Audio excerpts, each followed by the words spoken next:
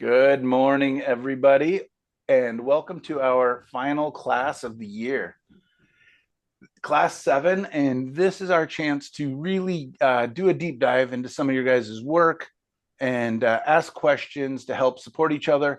This is where I actually am going to be asking some of you to help critique each other's work, because I think that, again, I've said this multiple times, that my job is not only to teach, but to help you to ask better questions of yourself. And by doing that, what we do is we start to observe other people's artwork in such a way that we're asking questions of it. Part of it is, do I like it? Do I not? But also is, what would I do differently? How would I have made this my own?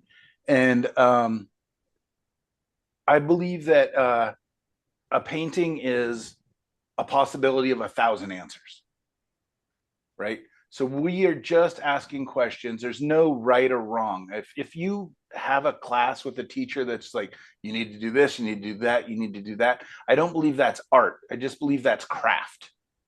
Mm. I want to introduce the idea of art. I want to give you just tools and ideas and the chance to ask deeper and better questions of what you're doing. And so let's just use that as an idea going forward and looking at each other's work here.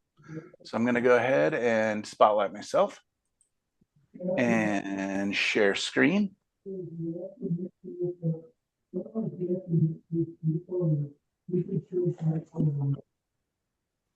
I think.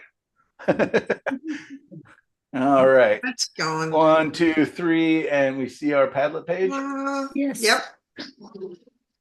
Okay, so it's going back to the beginning here.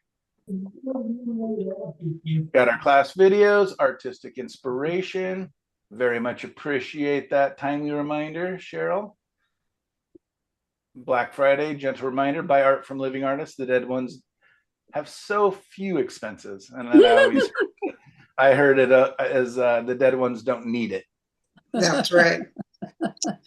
That usually comes around this time of year. Exactly. No, and I share it. I know, and I appreciate that. Yeah, it is so true. And every year I get really nervous and that art is dead, AI has taken over, or whatever it is. But every year I just keep getting reminded that people like things made by humans and having that human touch. We talked about Anton Pavlenko, a good friend of mine, last week. And right after class, I just happened to see a podcast that he was a part of. So I posted that. So if you have an hour and want to meet my buddy, that's there. Class handouts. Photo references. You guys are phenomenal about just continually adding more pictures. So thank you. And I know that Linda Camarada, your photos are becoming more and more popular. And other Lindas are borrowing it. And I think we all take inspiration. I mean, it's just gorgeous.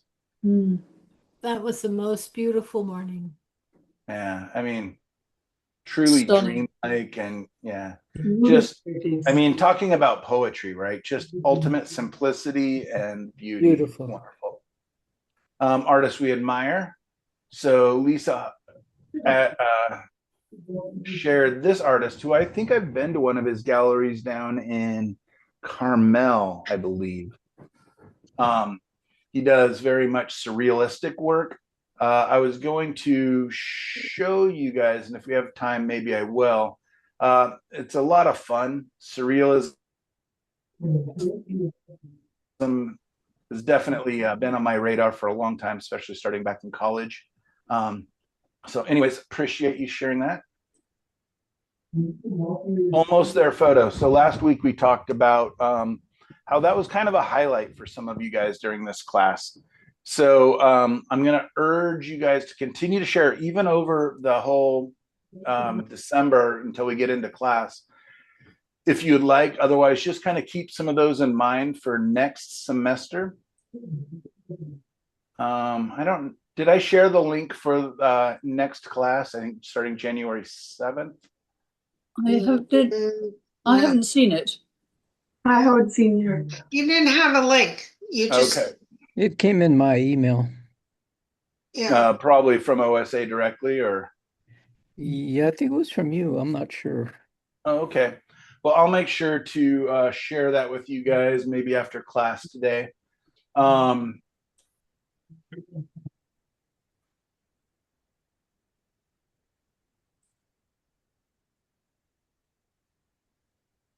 so I think we talked about this one. Am I right, Beverly? Yes, we did. Yes, that's right. Okay. It was just using up the paints that I had. Yeah, with a palette knife and everything else. Yeah, Yes, wonderful. that's right. Yeah, yeah. So as I continue to skim across, yeah. So you said that you would like to see more demos, or that's one of your favorite parts of the class. Absolutely. Going forward, I've done this semester especially, I did a lot of wipe away paintings. I think it would be really useful to some of us that aren't as excited about doing wipe away to actually show you a couple different ways that I start a painting and use brushwork and color.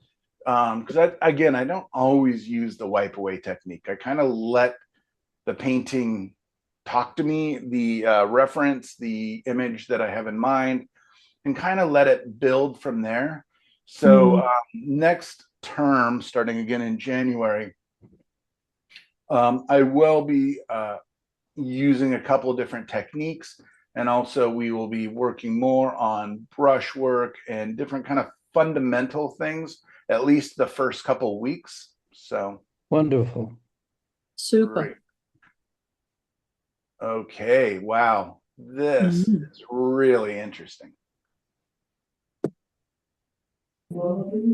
That is not how I would approach this scene, but it's so interesting and almost avant-garde and beautiful and just glowing. Yeah. It's a reverse glow where you have this huge warm scene and then you have these cool areas that are almost lighter and are really glowy in a weird, interesting way. This is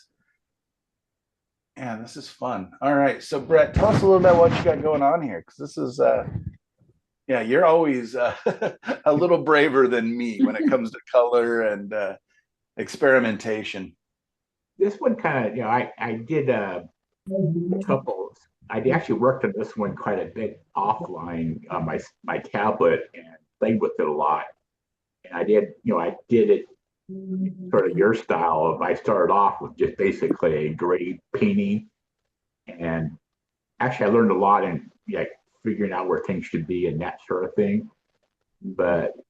And that was useful for me. I also took a picture, the picture I had, and I really chopped it in and placed the boat in there. So this one I was not happy with the result. I think to me it's still got it's too much contrast in it, but also that's kind of where I was at the end of the day too. And it was sure. But I really felt good about it in terms of, I was moving and working a lot of design, but I look at the final result and it's too garish, but I don't know. I kind of love it though. I kind of love the fact that it's breaking all the rules, that I would think as I applied the paint. I'd be curious to hear what other people think, but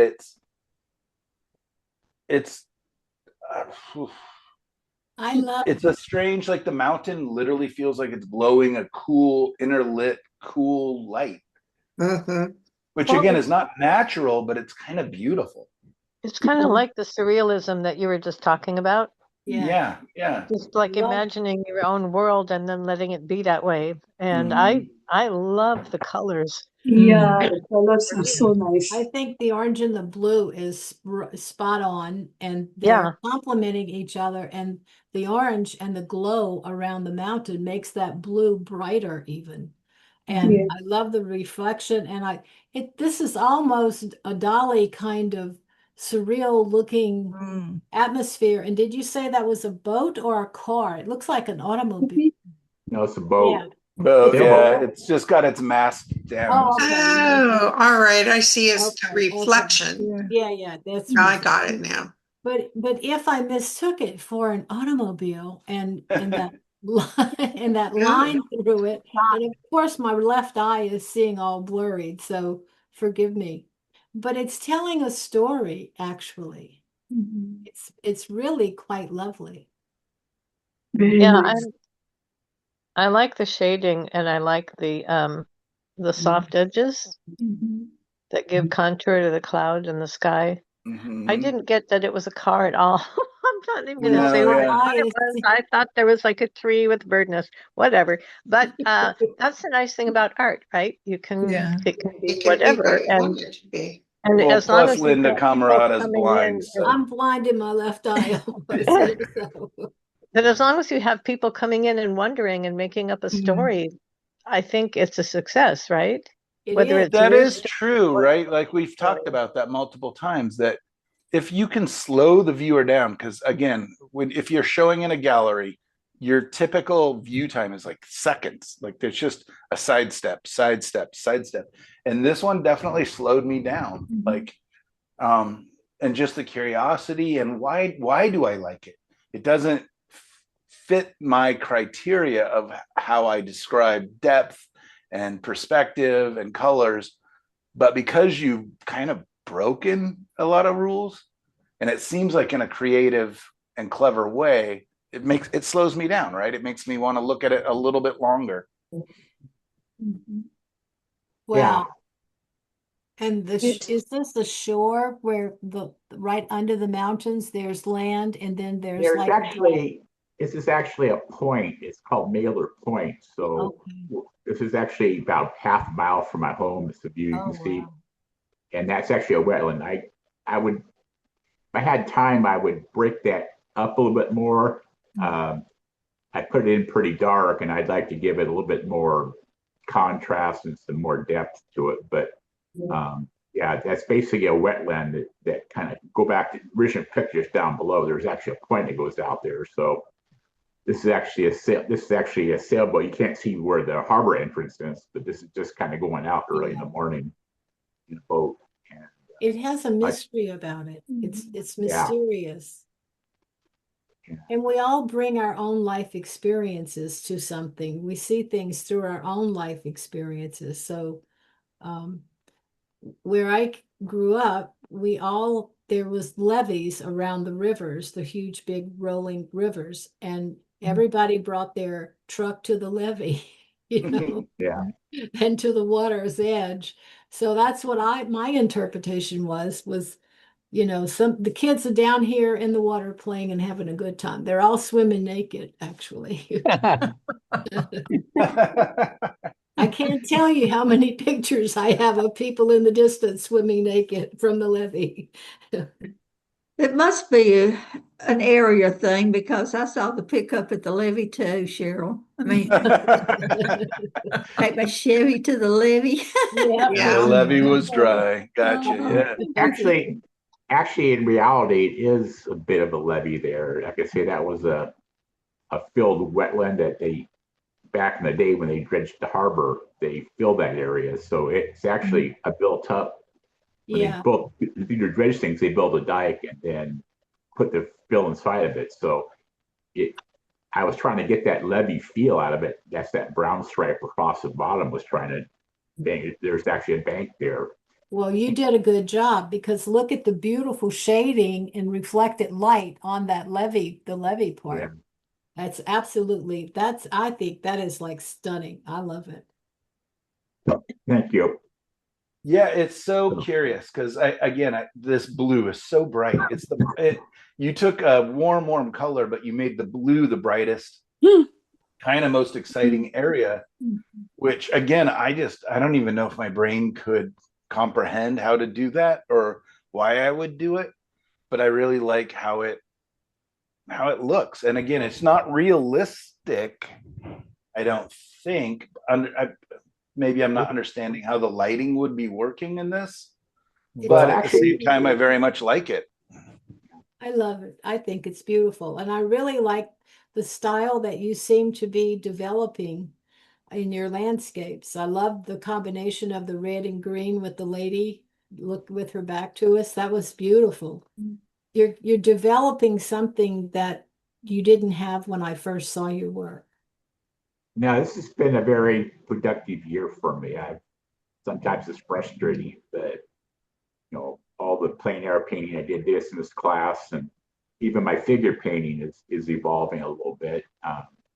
Actually, this week I'm starting to apply some of these principles to some paintings I've done outside the class. So, like I say, this one was a bit frustrating to me at the end, but I look at it a little bit. I'm taking a little more positive view of it this morning. Actually, when I left it in the trunk of the back of my car, then went out to get it this morning. I looked at it and said, hey, this, it caught my eye. I just said, this is, Yeah. it pulled me right in. So I was going in, geez, maybe it's not so bad after all. It's not. Yeah, there's so many things that can make a painting work, and color contrast, temperature contrast, value contrast. And we don't always have to follow what I would perceive to be logic to make it work. And anyways, thank you. Really nice. Thank you. All right, Cheryl. Oh, Cheryl. You've been crushing it the last couple of weeks. This is one of my favorite pictures I think I've ever seen of yours again. That's Really? lovely. Very nice. It's not quite done. It has I something. love this area up here. Yeah. The delicate, So delicate beautiful. lines versus strong lines. And then, yeah, it's warm and cool. You've got lost edges, found edges. Like, there's a lot going on here, Cheryl. There's almost Monet-ish looking. I just happened to see this picture on one of the free reference things, and I had to paint it. Sometimes you see things and you just want to start right now. So I did. Good for you. Yeah. It's beautiful. Yeah, there's something. I mean, it kind of speaks to what we were just talking about with Brett's painting, is the warm versus cool, but yours is a little more logical as far as representational, but really nice. And I don't know. Right now, I'm really attracted to grays versus golds and yellows, and you've done such a nice job up here. Yeah. And then this big, huge area that is very relaxing. It's got just enough movement to keep us going through the piece. Yeah. Nothing overly described. I mean, Well, it's not done. It needs to have some vegetation at the head of where the water's pooled. And there's just a little bit of detail around that. okay, I would be a little area. hesitant because I kind of like the fact that it's quiet and then more descriptive and exciting up here. And just leave it how it is. Yeah. I would Maybe maybe a little bit, but not much, Cheryl. It has a wonderful watercolor feel in the snow. Exactly. That's really gorgeous. Well, Cheryl, I love the thought way you've that- rendered. I love the way you've rendered the tree trunks, because they look that combination of white and dark, or grey and dark, has really made them look three-dimensional. I think that's beautiful. I love I the think color. it would be a beautiful Christmas card, and on the inside, all you would have to write is peace on earth. Yeah. Mhm. Perfect. Well, I was thinking about that because I haven't painted anything since Fresh Trees, and I don't think you saw that for a long time. So that's about a tree farm, but that's what I was thinking. I hadn't done anything like this for a while. yeah, and if I can praise you a little bit more, look at these warms and cools within this area, right? But you've kept your pinks really, really cool. So there's a harmony, and the eye flows naturally across this and then gets up to the, more interesting, exciting, high value contrast. Yeah. And yet you have so much, I mean, you have pink, yellow, purple, blue, all these colors in here, but they are just so close. If we were to change this into a black and white, which might be a fun thing to do, see if I can do it real quick here.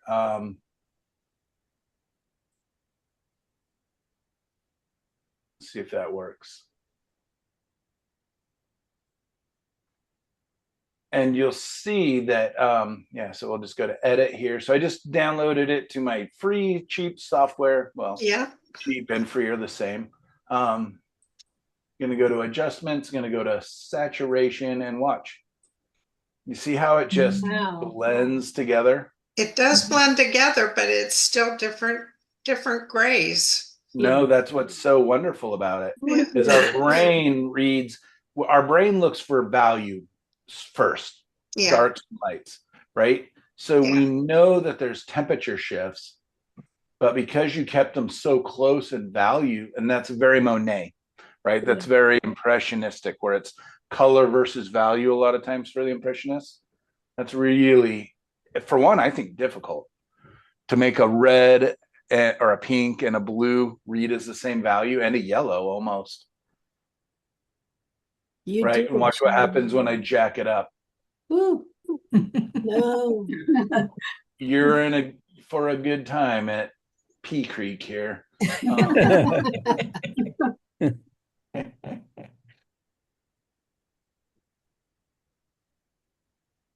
Well, I think I'll keep whatever vegetation is needed really muted. Scant. I wonder if it's necessary at all. I'd be curious. I'd be curious what your thoughts are on that. The only thing I do see is like you have a branch floating. Like Yes, I did because I painted didn't like over the it, yeah. shape of it. And that's one of the reasons that the vegetation needs to go in there a little bit. Possibly. I would also almost just contemplate just getting rid of like this little Just get rid of the whole thing. because again, I just love this. And Yeah, it just slowly invites us up there. Nothing, I'm thinking like winter plants can be kind of that reddish auburn color. Yeah. You can bring some of that in, but again, I wonder if it just doesn't get busy. I this love the makes me fact that think. it just leads us up here. This makes me think of the times, Cheryl, when you tell Michael to just stop. Yeah, take Yes. that, girl. I do need someone to tell me that often. Tactful way to say that, but I agree with him about the I guess I would call it the broken branch. Like you don't need that. And there's a lot of peace in this. I love the sky color. I love it. And I just think with any vegetation, that's going to be a huge value contrast, even if you paint it lightly. So I'm just going to leave it at that. But there we are. Well, I'll see if I can cover that better. That broken branch. Yeah, that was a really odd shape. And I did it the way it was on the distracting. picture, but it was. And then stop. Yeah. When in doubt, what do we say, Cheryl? Leave it out. If it isn't helping, it's hurting. Yeah, sometimes. easier said than done, I know. Yeah. But anyway, fantastic. Thank you.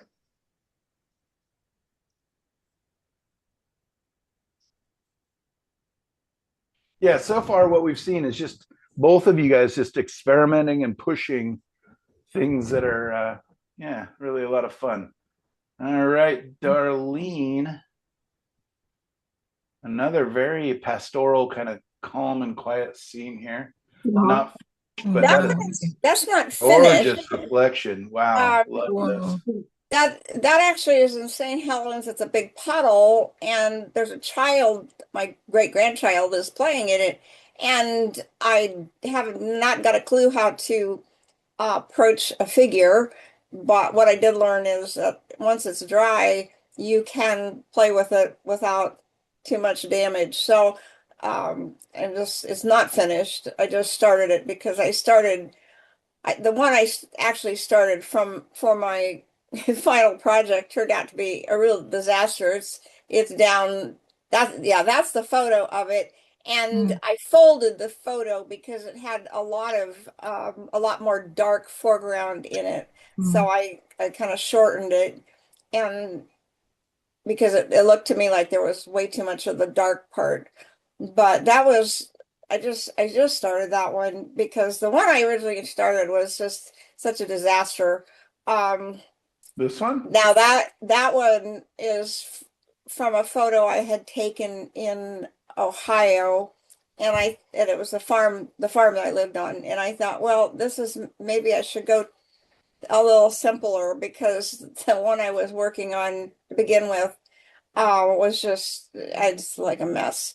And so I've gone through, the self-critique and to me, and I talked to Michael about this, my issues are so technical, just getting the paint on the canvas and deciding, darks first or lights first, or, I spend so much time with trying to get the process of just getting the paint on the canvas, and then I lose track of all the other elements because I'm struggling so much just to get the paint on in a way that seems appeals to me. I learned one way, and nobody uses that way, I guess, and so it's hard to get away from that. This was the first one I started because I'd taken that. There's a nursery here, Means Nursery, and I'd taken that photograph, and those three trees just stood out, um, like the divas, and I called them, and I thought, oh, I love this, but trying to do it, and it was, misty, and I took it all off last week because I was so unhappy with it. And then I wanted to add the mist, and it wasn't totally dry, and oh my gosh, it goes from bad to worse. So anyway, that was my first one. And there was just so many things there that I didn't know how to get done right. I struggled with. So no, absolutely. And that's something I'm constantly having to remind myself is like, especially when I get midway to a painting and I kind of like it. And so I'm scared to ruin it. Yeah. Is one of the toughest spots. Amen. In a painting. So, yeah, my reminder to myself is, and again, these are just general rules, is dark to light will really, for oils especially, is the easiest way to build up a painting. Once you have a bunch of white, it gets so wishy-washy and blurry. So from dark to light, from big to small, meaning big shapes to small shapes, and from thinner paint to thicker paint. I get in a lot of trouble, and this is what even when I rewatched last class's video, as I was putting on the paint so thick, when I was just trying to repair the painting, kind of reshape some of the stuff, is I'd put the paint on so thick that all of a sudden I was just wrestling with it. So big to small, dark to light, thin to thick. And again, those are general. You can always break those rules in oil painting, but that is the easiest and most universal way that I've, in all my talks with all the, people I hang out with, all the teachers I've had, that is the general consensus of how to build a painting. well, when I sometimes start with the darks and then I put the lights on, what happens is I then they start smearing together, and I'm trying to figure out how to get the light around the dark without like I said, smearing it or getting them together. And so Okay. I just struggled technically. That, you ask on your self-critique for the landscape paintings, and I think this is really helpful. But the area to focus in future works, for me, it's technical brush work and getting the paint on the canvas. Though I can't even think about some of the other things because I'm trying to figure out to get the paint on in a way that I like the way it looks.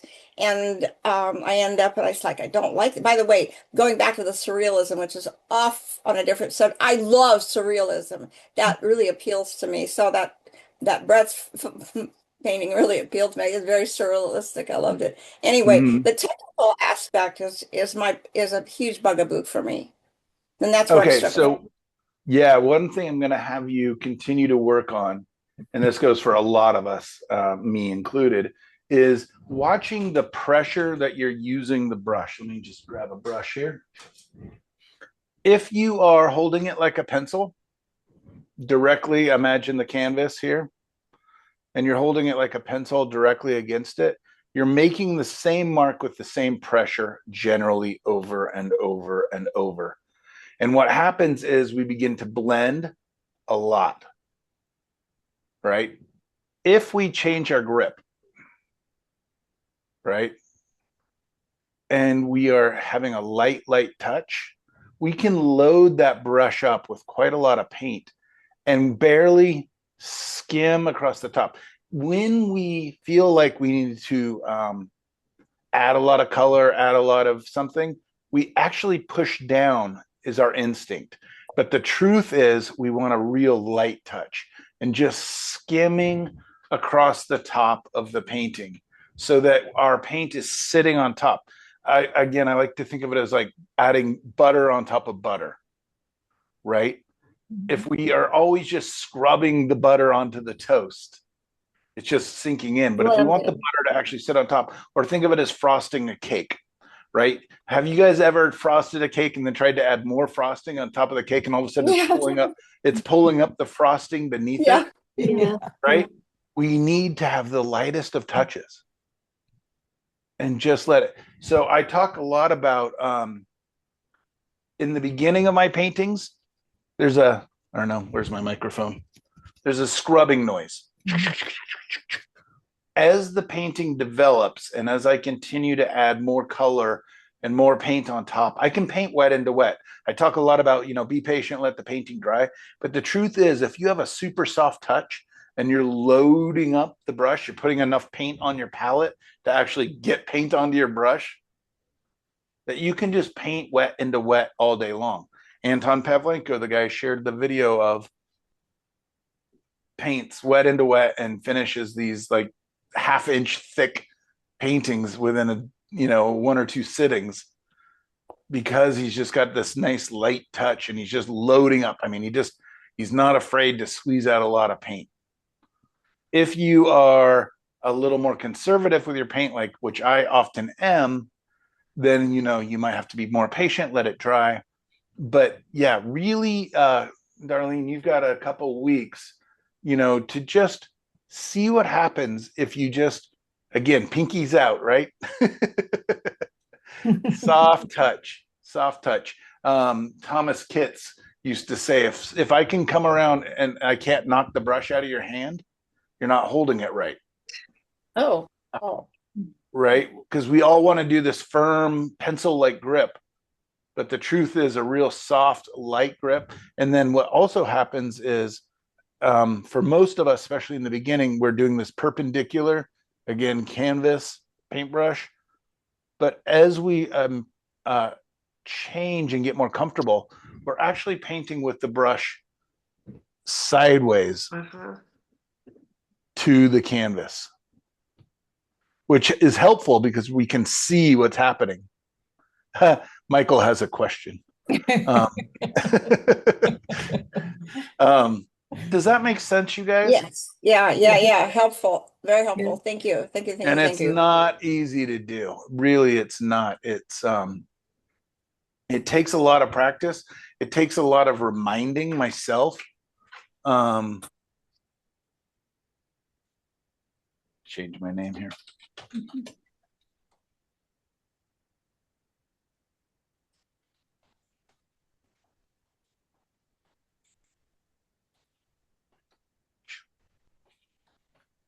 There we go. That's my name, not OSA instructor. Okay. Yeah, any more questions on that? And then again, you just want to use your palette knife, scoop up your paint, because if you're anything like me, you spread your paint out on your palette and it becomes really hard to actually get paint on your brush. Take that palette knife and get it back into a pile so you can actually load that brush up. Okay. This is different for like Gail and Linda, who, are painting more transparent colors and things. But if you're more of an impressionist or more of a colorist like Regini or Graham, or, I'm even thinking of some of Kim's paintings where it's a combination of the two. You want to know when you can load up the brush. And use paint. Paint like you're rich. I'm very stingy with the paint, so that's probably another area that I really need to work with, because I am stingy with the paint. It's really thin, and so it's hard to get it on the way I want when it's really thin. Absolutely. And I've got a ton of paint, so there's no reason to be stingy with it. Right. My constant reminder to myself, and I know I've said this before, is the most expensive paint you own is the paint you never use. Yeah. Yeah. Perfect. Yeah. Okay. Wow. So quiet. Where's Eloise? All right. Is Well, always here. No, I don't no, think she's so. gone. I don't She, think I bet you she just finally needed to get sleep. so. Remember, it's like 3 o'clock in the morning for her. So, anyways, if you guys get a chance, yeah, she's done. She's doing kind of a big commission, Mm. I believe, based on Lord of the Rings or whatever it's called. But she's doing it in a very impressionistic, beautiful colors, broken. I mean, I definitely see some Monet going on in here with the thin paint, thick paint. I've been a big fan of Monet for a long time. I talk about him in a number of my classes, especially the color classes coming up. But I always thought that Monet was very much kind of alla prima, like one time visiting the painting. And after seeing a number of shows around the world and really getting a chance to look at his work and study his work, realizing that he actually did let the paint dry. He painted thin to thick. He a lot of the gorgeous colors, like these bluey mauves that are back here and stuff, were painted semi-transparently, letting the light bounce through the canvas, and then building denser and denser paint on top, and really building up the texture. And so, anyways, yeah, the figures are gonna need a little bit of love beyond what they're got for each other there. What is that? A human and elf? I think that's she awesome. and her boyfriend. Oh, there we go. It's gonna have to be a little redder of hair, but yeah. Anyways, Lord of the Rings. Is that what it's called? Lord of the Rings. One of my favorite movies. So beautiful. Love the impressionism going on. So thank you. Okay, Gail found a really nice reference. Tell us a little bit about what you got going on here, Gail. Wow. Or is she here? Yep, Gail. Oh, Gail, get back. We can see your clocks. Here. Okay. So beautiful. Really is. And this is so fun. I don't know if you guys have had a chance to see this yet, but I'm here. I was working on the other painting I started last week, and I think I've got it done, but I just took a picture of it, but I haven't uploaded it yet. no So worries. All right. I'll Yeah, but tell upload us it. about this. I think this is fantastic. Yeah. And I love the fact that you borrowed or are using another student's work or photo. So Yeah, I had to Midwesternize it. I don't live in the desert. so this is a photo from Linda Camarata. Am I right? Yes, I that's the love it. photo. It's lovely. That's That's a her cool photo. tree. Yeah, Yeah, it is. and I think I'm gonna I debated. I think I'm gonna keep it brownish. Yeah. Yeah, looks nice, better. It does. Beautiful. I like it. Yeah, I was gonna say I kind of like its sketchy Just like quality, it is. that it's it's unrefined and but yet beautiful, and lots of lost edges, but a couple really nice sharp edges, and texture and areas of non-texture. Yeah, it's really neat. Thank How you. big is it? It's a little one. It's 9 by 12. Because the only thing that bothers me is that branch on the left, that's really close to the moon or the sun, and it's a bit darker and thicker. Yeah, that it right there. Yeah. And it doesn't, it feels, and everything else is just wonderful. I can lighten that.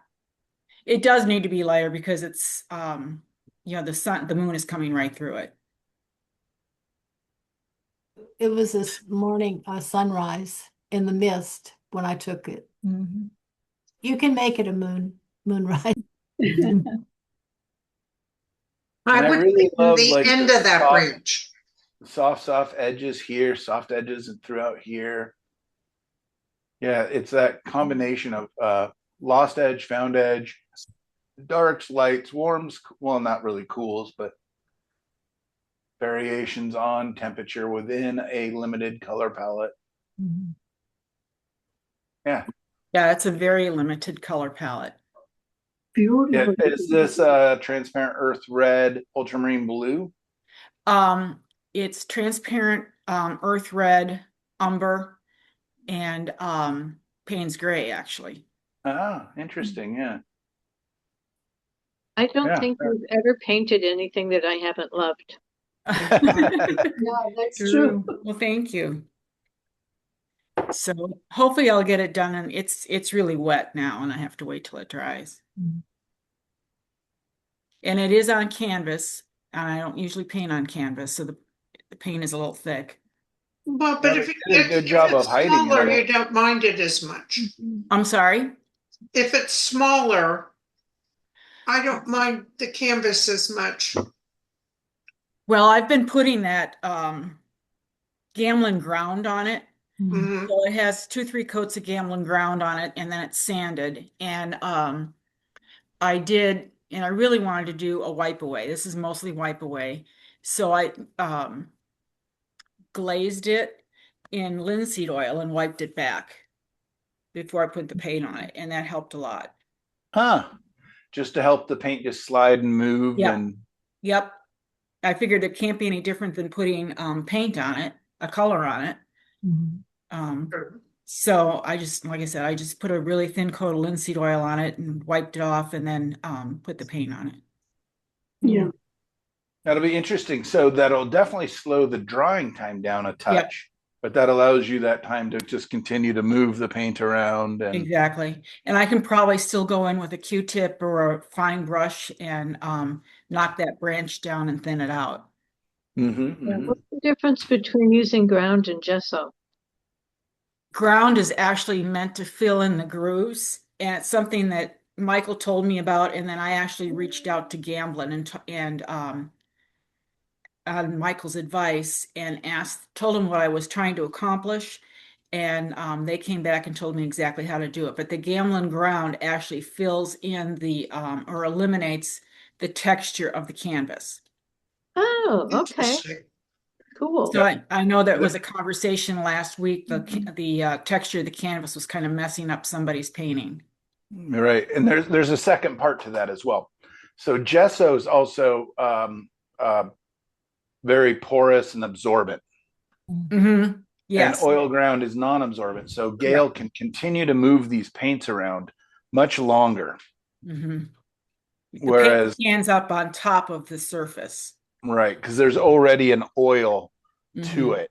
So it's not absorbing. Whereas gesso is a pumice type ground up stone that is very absorbent. So when I go in and add a couple, first transparent layers, it sucks in really fast. And I always think of it as staining the surface. Whereas with the oil ground, you have quite a bit longer. It's just not as absorbent. I think of it as slippery. So in my, I find it a bit of a nuisance in how sometimes I want to work and build that layer up. But Gail's so much more patient and more refined. You're so elegant, Gail. That yeah, it really works. And so yeah, I've got friends who prefer oil ground. I've got friends who prefer a gesso ground. So you just kind of want to decide, do you want that a little bit of a thirsty surface or a surface where the paint sits on top and moves around a little bit more free and longer? That makes sense? Yeah. Is there only one kind of ground, or can you put a picture? Can someone put a picture of what it is? Yes, I believe we have it. I think it is under our resources, isn't it? Under resources. Mm-hmm. And I guess the other question is, I don't believe there you go. I don't believe that you can paint acrylic over this. You cannot. Yeah. It is an oil ground. It's got oil mixed in with it. The main thing, and what I did wrong, and probably one of the reasons I didn't like it initially, is I did not realize you're supposed to mix a little bit of Gamsol with it. Gamsol. Mm-hmm. And so when I put it on, it's like peanut butter. And it's really thick, and it felt like weeks and months to dry. Yeah. But when you add a little bit of Gamsol, a paint thinner to it, you want to get it to kind of a wet mayonnaise kind of a texture. Or typically Elmer's glue. Or Elmer's glue. That's a good one. Yeah. And you And want to put it in a mason jar and shake it up, and you want to store it upside down. So make sure that you've got a solid lid on it. You'll also get a similar ground if you paint over an old painting. If you just turn it upside down, because you've already grounded it by having an oil painting dried on the surface. Right. It's great, and it's Perfect. a wonderful surface to paint on, better than any triple It's very opaque. So if you are going over an oil painting, it'll eliminate that color if that's what you're trying, Oh, no, you can sometimes utilize, you'll find that especially if you turn the image upside down so you don't get confused. Mm-hmm. Sometimes it's amazing the beautiful colors you can get coming through from the previous painting. Oh, I hadn't thought about that. But the surface is wonderful as well. yes, so thank you for saying that, Jada. So if you are painting over old oil paintings, please use oil ground. Do not put gesso over old oil paintings because you're putting an acrylic-based, water-based paint over oil. It will not stick for very long. It'll eventually flake off and delaminate. So you want oil ground for on the top of old oil paintings. How many coats? I actually painted right on the painting, no oil ground at all. Yeah, and that's fine too because it's oil on oil. Yeah. But I did take. Want to do an acrylic painting over an oil painting. I did take a little, Gamsol or something just to clean it off and get rid of any dust or hairs or whatever.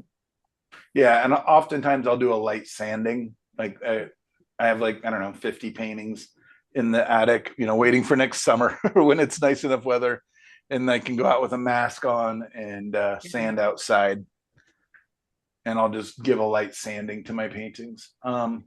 That's another point with the Gamblin ground. Do not sand it in the house. You can paint it in the house, put it on your boards in the house, but you have to be outside to sand it. And I also wear a respirator mask when I do any sanding of oil paints. Great. Perfect. Thank you, guys. How many coats of oil ground? I just put on enough until I'm comfortable that the texture of the canvas is gone. That's my purpose for doing it. I want to eliminate the texture of the canvas. So I will put on 2 or 3 coats, and then sand, put on a coat, sand, put on a coat, because I want the texture of the canvas completely eliminated. And that's just my preference. What's the drying time? I leave it at least overnight and sometimes 2 or 3 days. Okay. One coat. A lot of times, again, if you're painting like Jada does, where she likes to see the previous painting, I call it the paintings of the ghosts of painting past. Sometimes really are beautiful in how they show through and sparkle in your paintings, but sometimes 1 coat's plenty. Just because you're just getting rid of most of the detail, right? But you'll still see some of it. Other times, it's multiple coats. And I generally do things and I know Michael, does this too. I'll do a dozen, canvases and let them dry. And I've got 3 or 4 paintings going at a time or more because I want everything completely bone dry before I do the next step. So I just cycle it. Yeah, I've got 2 big areas of large paintings that I'm just going to sand down again. I meant to do it this summer, but I didn't. But a lot of times it'll be 50 to 60 surfaces that I'm sanding down, from all the different sizes. And I call it psychic karma, where I'm telling all these bad paintings to be quiet and go away. And because they're just sitting there talking to me all the time, like, why don't you love me anymore? And you just got to get rid of them. You just, yeah. So anyways, I just will make a point of like for 3 or 4 days, I'll just be in the backyard sanding them down. I'll get a circular sander, a mask, big tables set out. Yep. I'll wipe them down with water, let that dry just to get all the dust off, sand them again if I need to. Yeah, it's a whole thing. And I don't know if it's actually cost effective way to save my old paintings, but I'm painting on panels. If it's canvas, it's a little harder. You'll all of a sudden just send the sander through the canvas. You know what I mean? You're not mentioning all the gray plants that you now have out in your backyard. Exactly. Yeah, exactly. Run the sprinklers after. And yeah, I mean, if it's not good for us, it can't be good for the plants. Luckily, I have a kind of a big lawn I'll set it out in the middle of. And there was a time when I actually, there was a car company that had one of those big tents where they would sand the cars down and spray paint them inside. And I found out I could just pay those guys to sand down my paintings. Oh, that would be me. cool. Yeah. So I just had a question for Linda. Please. Aren't you the one who's doing water soluble oil? And I guess you're not doing water soluble oil anymore. I do water soluble oil. Gail.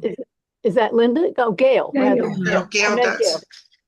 But Gail, you were using linseed oil. What were you using? Water soluble? It's water soluble linseed oil. Okay, so you were still doing. Okay, good. I'm following you. The only time I use Gamblin ground is when I'm thinning.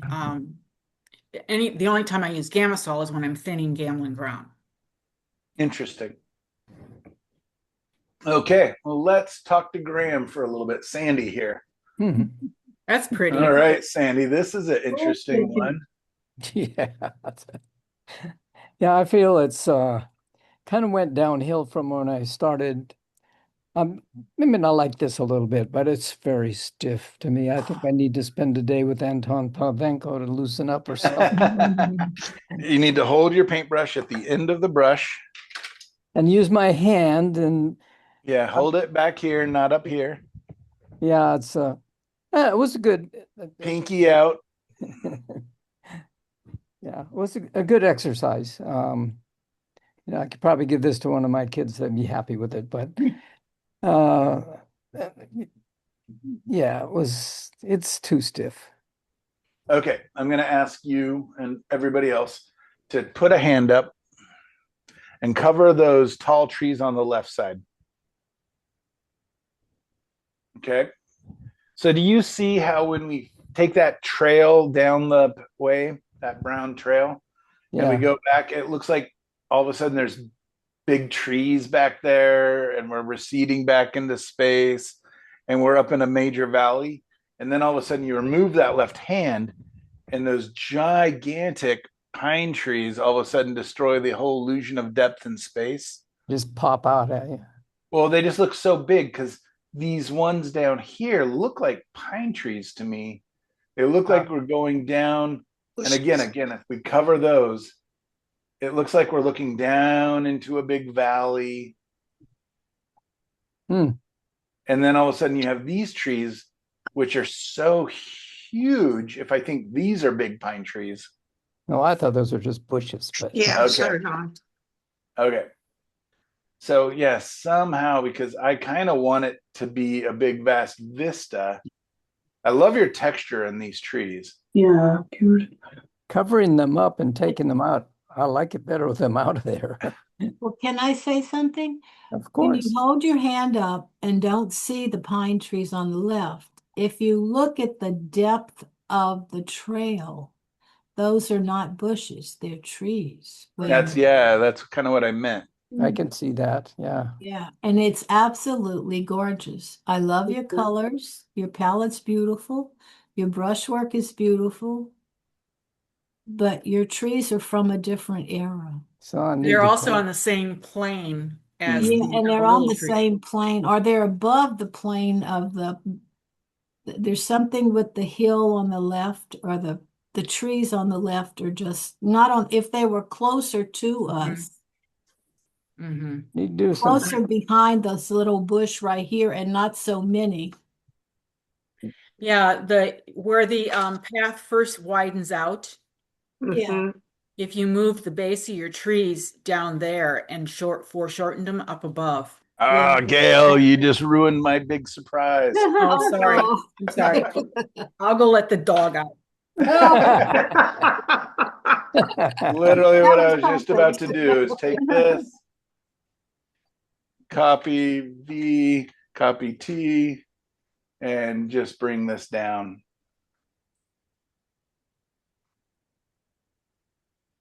Oh, that fits. Look at that.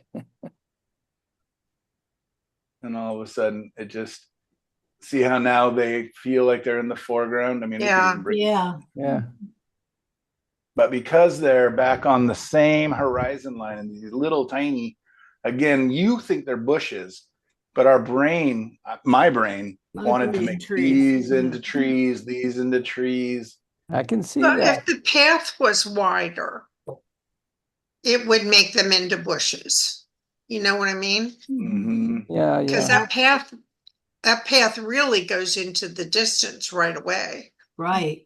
And I love it. It's beautiful. I think I'd also lighten the trees along the horizon line, just right on the lake. Yeah, just those need to be grayed back just a little bit. Mm-hmm. Mm-hmm. Because they look almost the same as the little bushes on the right. If this was on a panel, I could just cut it into a square.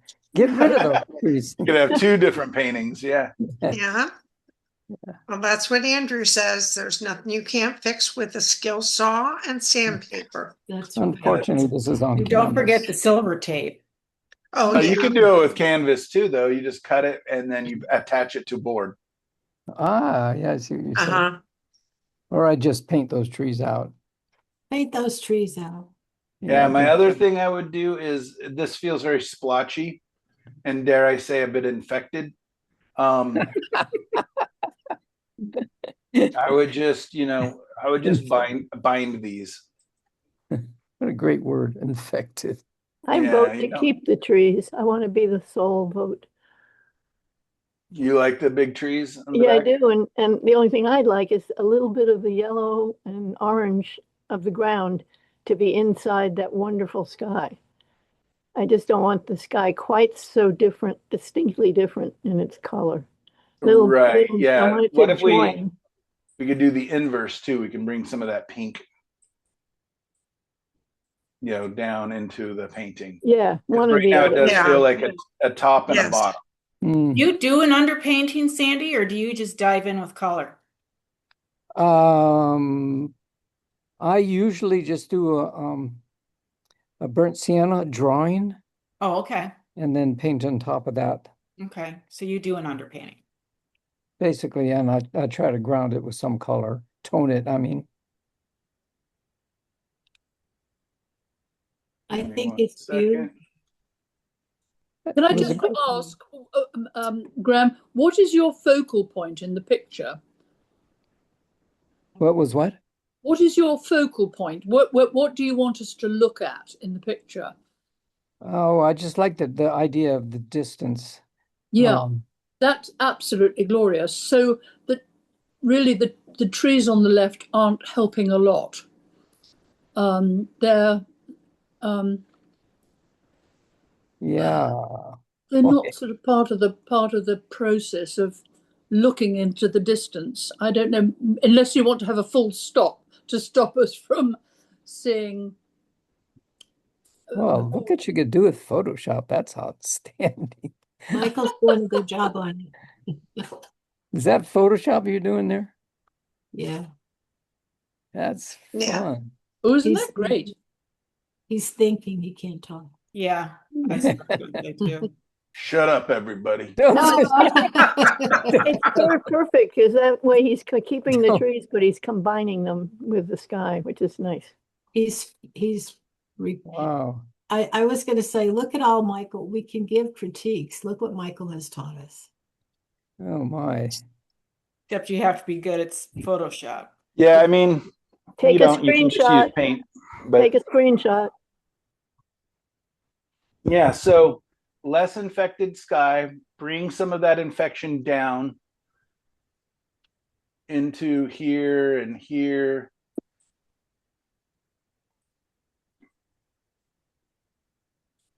right? Yeah. You're right. Who is this? And let's take this pink and we're going to cool it down, gray it down, just like you guys said. Let's move this back. Take these darks away.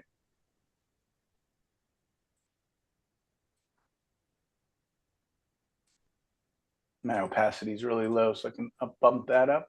But other than that, it's perfect painting.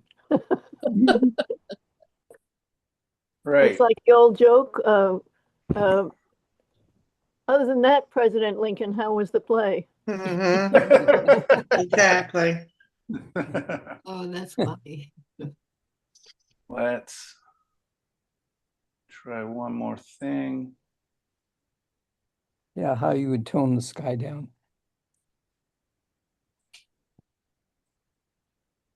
Just a little glaze, little glaze of maybe. I like that, Michael. To create some, so it's not flat. Yeah. Yeah. My.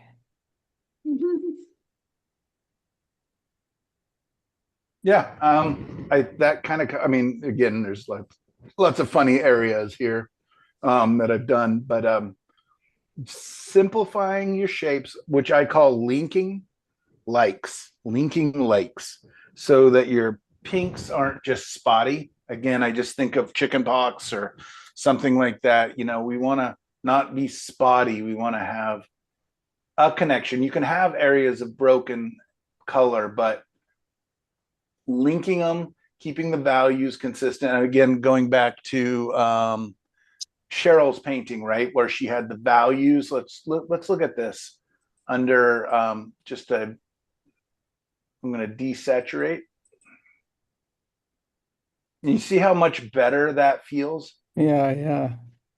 Without the splotchiness. So you got your values right, but because you've got these bright pinks. Yep. So, I mean, you've got the hard part done. Now you just get to go through and have fun, bring in some of, whatever you want to do. You don't have to break these trees up this much. But I have noticed in your last number of paintings, you have definitely built almost like castles, almost impermeable structures of trees in different areas. And let's see if we can't get a sky hole or two or three. The problem with sky holes is they are super addictive. One or two sky holes, great. Three, maybe. And then we're just like, oh my God, look at these sky holes. They're working so well. I need 87 of them. and all of a sudden it just gets so busy and redundant. Where is the focal point? I mean, the trail wants to lead us back, right? To the sky. And the sky and the trail lead to the middle of the picture, which is beautiful. Absolutely beautiful. Absolutely, yeah. Yeah, sort of. Let's try one more quick. If I can find a blending tool. I just want to maybe not have the yellow line going across. Like, what if this was a little bit rain or something? I don't know what these tools actually mean anymore. Those many times out here. There's a blender brush under the brush. Click that. There's under the brush tool. You were just on it. Back up. Brush tool. Okay, click that. Click it. Okay. Oh, it's not there. It's not a blend. Okay. There should be a blender brush somewhere. Is that Yeah. How about that one? No. Maybe this one's one I can adjust. I don't know. Anyways, let's just I'm just gonna grab this little stamp tool is my easiest go-to. So I'm just gonna grab that and I'm just gonna bring it down. And I'm gonna change the opacity down a lot. I have seen the yellow in the distant sky like that out here often.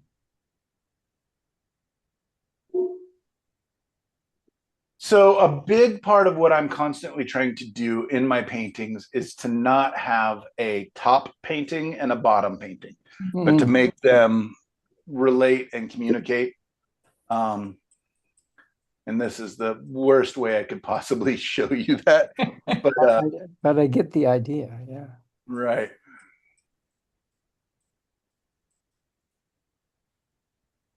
Mm-hmm. Purple rain. Purple rain.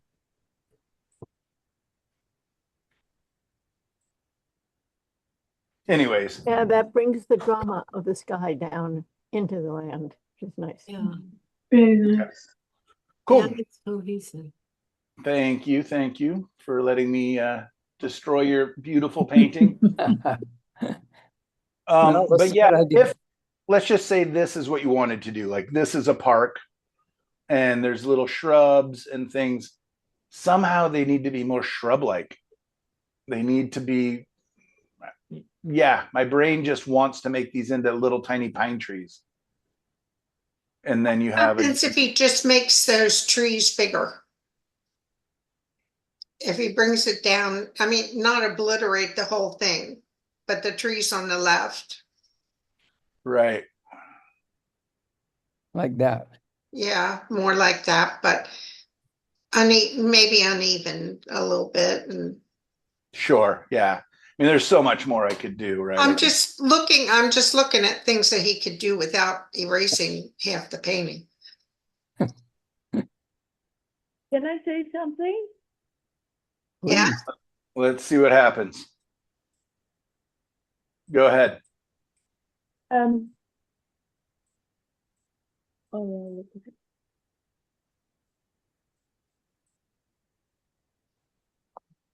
Who am I listening to? Sorry, I'm Manche.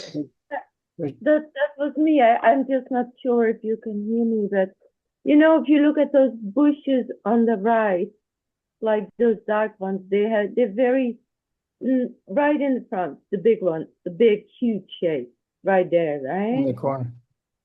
They're not really defined, and that fits the whole image, I think. And I think those trees on the left are too much defined with their little shapes. You know what I mean? Like if you take those away, it's nice. It gives a different feel, but it's almost like those guys are in there, but they're not playing. You know what I mean? Yeah. Yes, I believe I do. Well, it's either that the foreground ones are not detailed enough or the background ones are too detailed. Is that what you're saying? I'm saying the ones on the right, like the big dark shapes, they're not detailed. Foreground. But the ones on the left are very detailed. They kind of ones on the right, the big shapes, but they don't play nicely, I think, with the ones on the left. Is it a matter of detail or value? Yeah, it's value and it's details anyway. That's how it reads on my computer. Yeah, I mean they're big and vague. They're very vague. There's not a lot of detail in here. And there's a lot of detail on the left. And by detail you mean texture, I think. Texture, yeah, but no detail, but texture, yeah. I think it would be that makes more sense already when there's less. Could make those trees down at the end of the trail, make those bigger. The ones along the trail there. Get out the acetate if you don't have Photoshop. Not those, but the ones on the green grass part. Oh, he's still playing with those.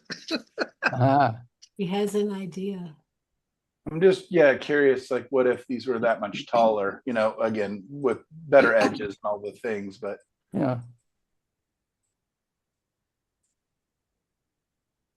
So big shapes want to come forward, dark shapes, especially warm darks, want to come forward, cool darks want to go back.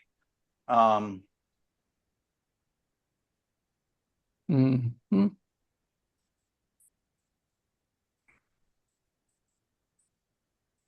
For me, the bottom line is there's essentially something really quite nice about this painting, so it's worth the trying out. And the cool thing is we can just go all the way back.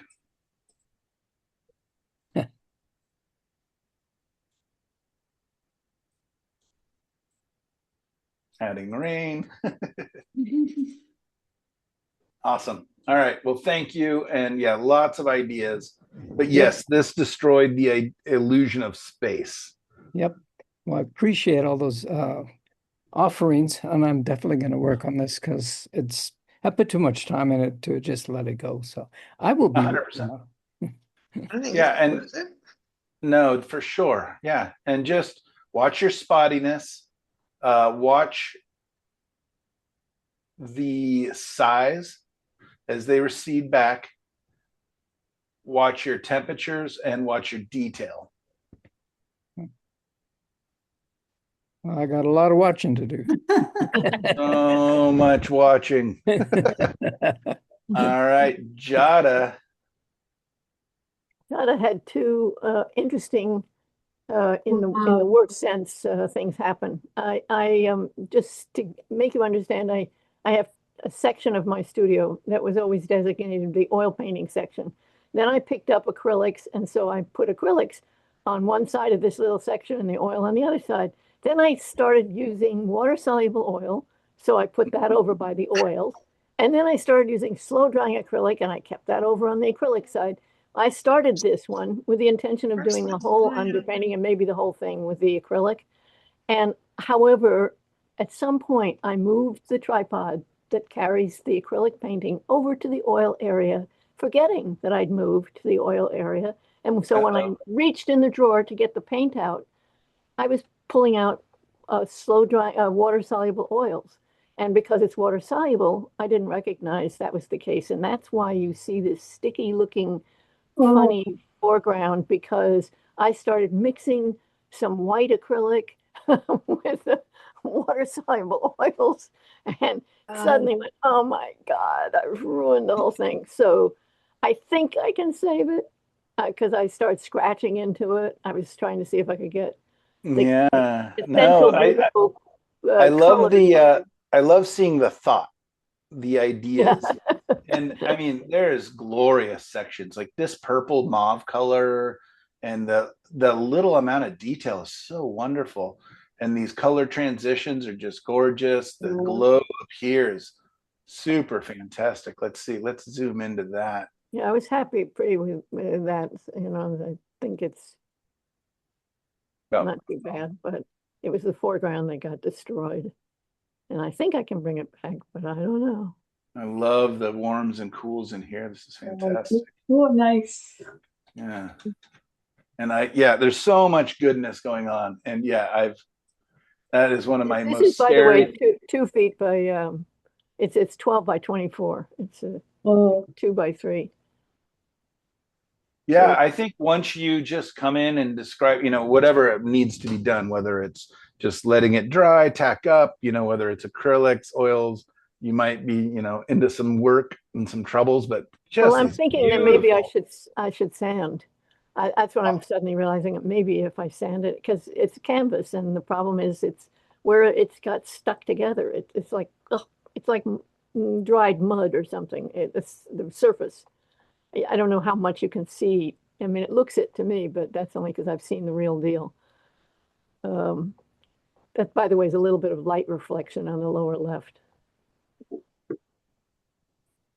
But, it had been kind of some lovely purple with some sort of olivey green, very subtle, but keeping it in the dark. I couldn't believe it when I realized, oh, that's not oil white paint. That's acrylic white paint. Yeah, I did that in front of the whole class one time where I used white acrylic paint mixed with my oils, and I was like, why does it feel like it was so gummy and sticky? That was a nightmare. Yeah, and then the longevity of it, of course, you go, well, I don't know how much time I want to spend on a painting that might, in fact, not even adhere properly. I don't know. That's one of my brushes. It's just sticking up in the photograph there. Yeah. But I do want to praise you. This area is gorgeous. The color transitions are beautiful. These transitions up here. And I understand what you're doing here, where you're wiping back away and, Yeah. going to build this up. But yeah, you've got, I mean, I'm this hoping. wave, like that broken line and just so subtle and so, yeah, it's really beautiful. All right, one more question then. Scroll down and look at the two photographs. Look at the wave color here. How there's a pale over there on the right. Okay, and now just scroll down at the two photographs because I combined two photographs. There's that one. You see how much darker the waves are down in the lower right? Mhm. With the darker sky. It has the darker gray sky. Now you keep going down a couple more. But and also look how dark this is. There's just it's very no dark. It's too information. dark. Yeah. But if you go back now down to the other two, they're up. Oh, yeah, there it is. That one, if you're going close, you'll see more of the coloration that I was going for. Actually, it's more beautiful. A photograph makes it sort of blacks it a lot, but there's this beautiful purpley, greeny thingy going on in there. But you see how light the waves are in the lower right. And so this was a case of mixing, whenever you mix reference, you always have to say, okay, should I keep that one, which really goes with a different sky? Mm-hmm. And I think it's all right. I mean, I think it's all right the way it is. But no, I like what you've done. I love the cool purple mauves that you brought into the beach. And yeah, I think that is the difficult thing, right? About combining images is you have to make choices. And I think you've kind of hit on a perfect in between middle ground that's really just delightful. And the water's okay. Yeah, we know that this is going to turn into something. So I'm just going to say this part's not done. This part's really nice. I love the transitions. I love your colors. I love a lot of what you've got going on. And talking about what we were, saying earlier about letting the brush just kind of skim across and barely touching it, I can tell that you're doing that here. And it's just so nice. It's, the calligraphy of the paintbrush, right? Yeah. Well, I was a watercolorist long before I was an oil painter. Ugh, let's not talk about that time.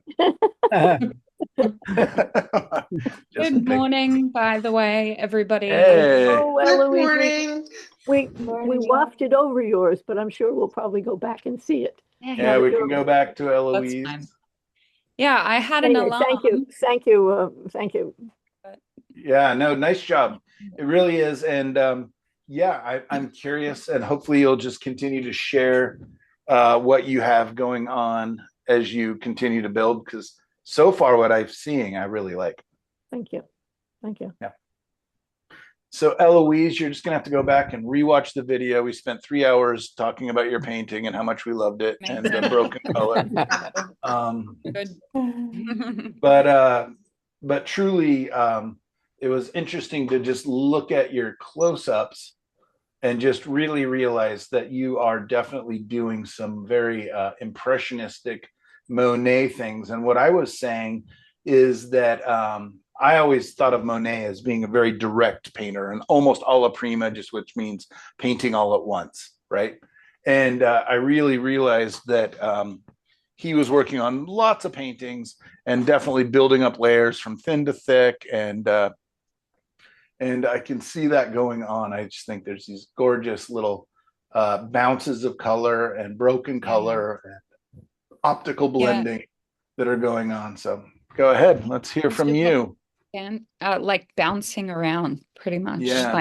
And it keeps changing. And it's frustrating because I'm working from colors that don't actually exist in the reference at all.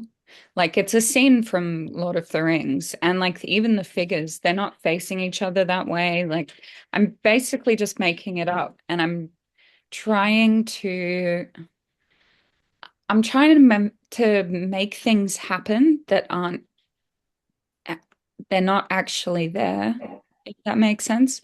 So it's kind of like I'm just making it up as I go and seeing if something works, and then if it seems to work, I give it an hour, and then maybe it's changed by that point. It's likely that it has. Whoa, Riley is now showing you the painting. No Well, reference? No reference? the You're not light using, the light is like red in here at the moment, but you're not yeah, using any reference? I've got a couple of screenshots of of like the scene from the movie, but because of the way that it's been color graded and edited, it's almost like just blue, and it's like this gray blue, and I just wanted to make it feel like it was actually this really nice, soft and like hopeful moment instead of it being this, because it's like right before all of, excuse my français, but before all the shit goes down in Lord of the Rings. So they're not exactly very hopeful. And because I usually do such detailed kind of stuff, I thought, I wonder if I can still do detail, but yeah, with all of that broken color and texture instead, but still somehow keep it light. So I've basically just been using flat brushes for nearly everything, just in varying sizes. And the colors that I use, I mean, on the actual palette, it's been like really light colors, so mostly purples and yellows, and then mostly like quinacridone and dioxazine purples, so like those two. And then the yellows that I've been using are, what have I got over there? Just like student quality, like cool yellow, basically, because it started with just leftover stuff. And then for all of the light in there, it's just been titanium white mixed with whatever the heck I had nearly dried out. So it's just a little bit different to my usual very meticulous and very monochromatic style. Reminds me of Monet, broken color. Very Yeah, much. Yeah. No, yeah, that's I've what we got a were few talking about people. while you guys were still sleeping. Just kidding. Total Just accident. kidding. Just kidding. But I genuinely, Riley was like, "Oh my God, your alarm didn't go off." But then his alarm went off, and we looked at my phone, and it said, because my phone has labeled the alarm, "I'm sorry, but get up," all in capitals. And it did go off. I just totally slept through it. We've been watching Masters of the Air and like just totally binging it. So we actually went to sleep really late last night. And like, yeah, just but there we go. Now you can see. It's okay. Thank you, Watching all Riley. the Steven Spielberg war movies or shows. Yeah. All right, the cat ate your homework. Yeah. Yeah. I Pretty think since much. you have to wake up at 3 a.m, you're kind of off the hook. Yeah. Just this once. Yeah, but we did spend some time, so it'll be in the class video. Well, thank you. Looking at your work and talking about the fact that it does look like a Monet, it does look like an impressionist piece. You've got optical color mixing going on. You're building your layers up, and it also reminds me a totally different but the same is Gail. Gosh, this was like 3 terms ago, where Gail did a whole painting with purple and yellow. And it was so interesting that when you let them combine, how you get these beautiful, just subdued purples, right? And very subtle. So, what I would suggest a little bit is actually letting the two meet, because right now, like you got these bright purples way back here that want to jump forward, they want to come towards us a little bit. So, letting that yellow and that purple touch, and again, optical mixing, a little more impressionism, will push those hills back. But yeah, I'm curious to see how it continues to build and where you take it. Yeah, it's a lot. There's a lot. It's yeah. And I remember the very first time. I think it was 25 years ago or 20 years ago that Lord of the Rings came out. They're just going to re-release it into the theaters, which will be amazing. Yeah. Yeah. Michael, look at this. Oh my God, true. All Our right, hold a neighbor. second. Wait, our neighbor. You gotta hold Yeah, the finger. oh, yeah, they can hear. Yeah, we have the sword, the blade that was broken, but it has been reforged. Yeah, so That's big fans. beautiful. Just because it's like nearly Christmas, and we made an advent calendar for a friend, and he was Very like, cool. "Oh, let Elle borrow this," and I'm like, "Cool, great. I'm totally gonna use it. That's I'm so not getting funny. on the naughty list." My daughter has her sword from Lord of the Rings, and she made us take it to Boston for her. I was like, this is going to take up so much luggage and really get some questions asked as we're trying to get it on the Oh my God. plane. That's so cute. Yeah, it is. Totally fun. Yeah. Very meaningful. And I think I told you that that's what they watched for Thanksgiving was all 16 hours. So perfect. Yep. We're about to do it all over again. All right. Well, hopefully we've inspired some of you guys to watch these wonderful movies. All right. Let's go back to, I'm going to share screen, get back to our Padlet page so we can look at Kim Hunt's just adorable bear here. Oh, You guys see it? Oh, yeah, it's beautiful. Yes, it is. beautiful. Oh, he's beautiful. Love the brushwork. Look at his eyes. And I do not want to see a bear that close, thank you. Yeah.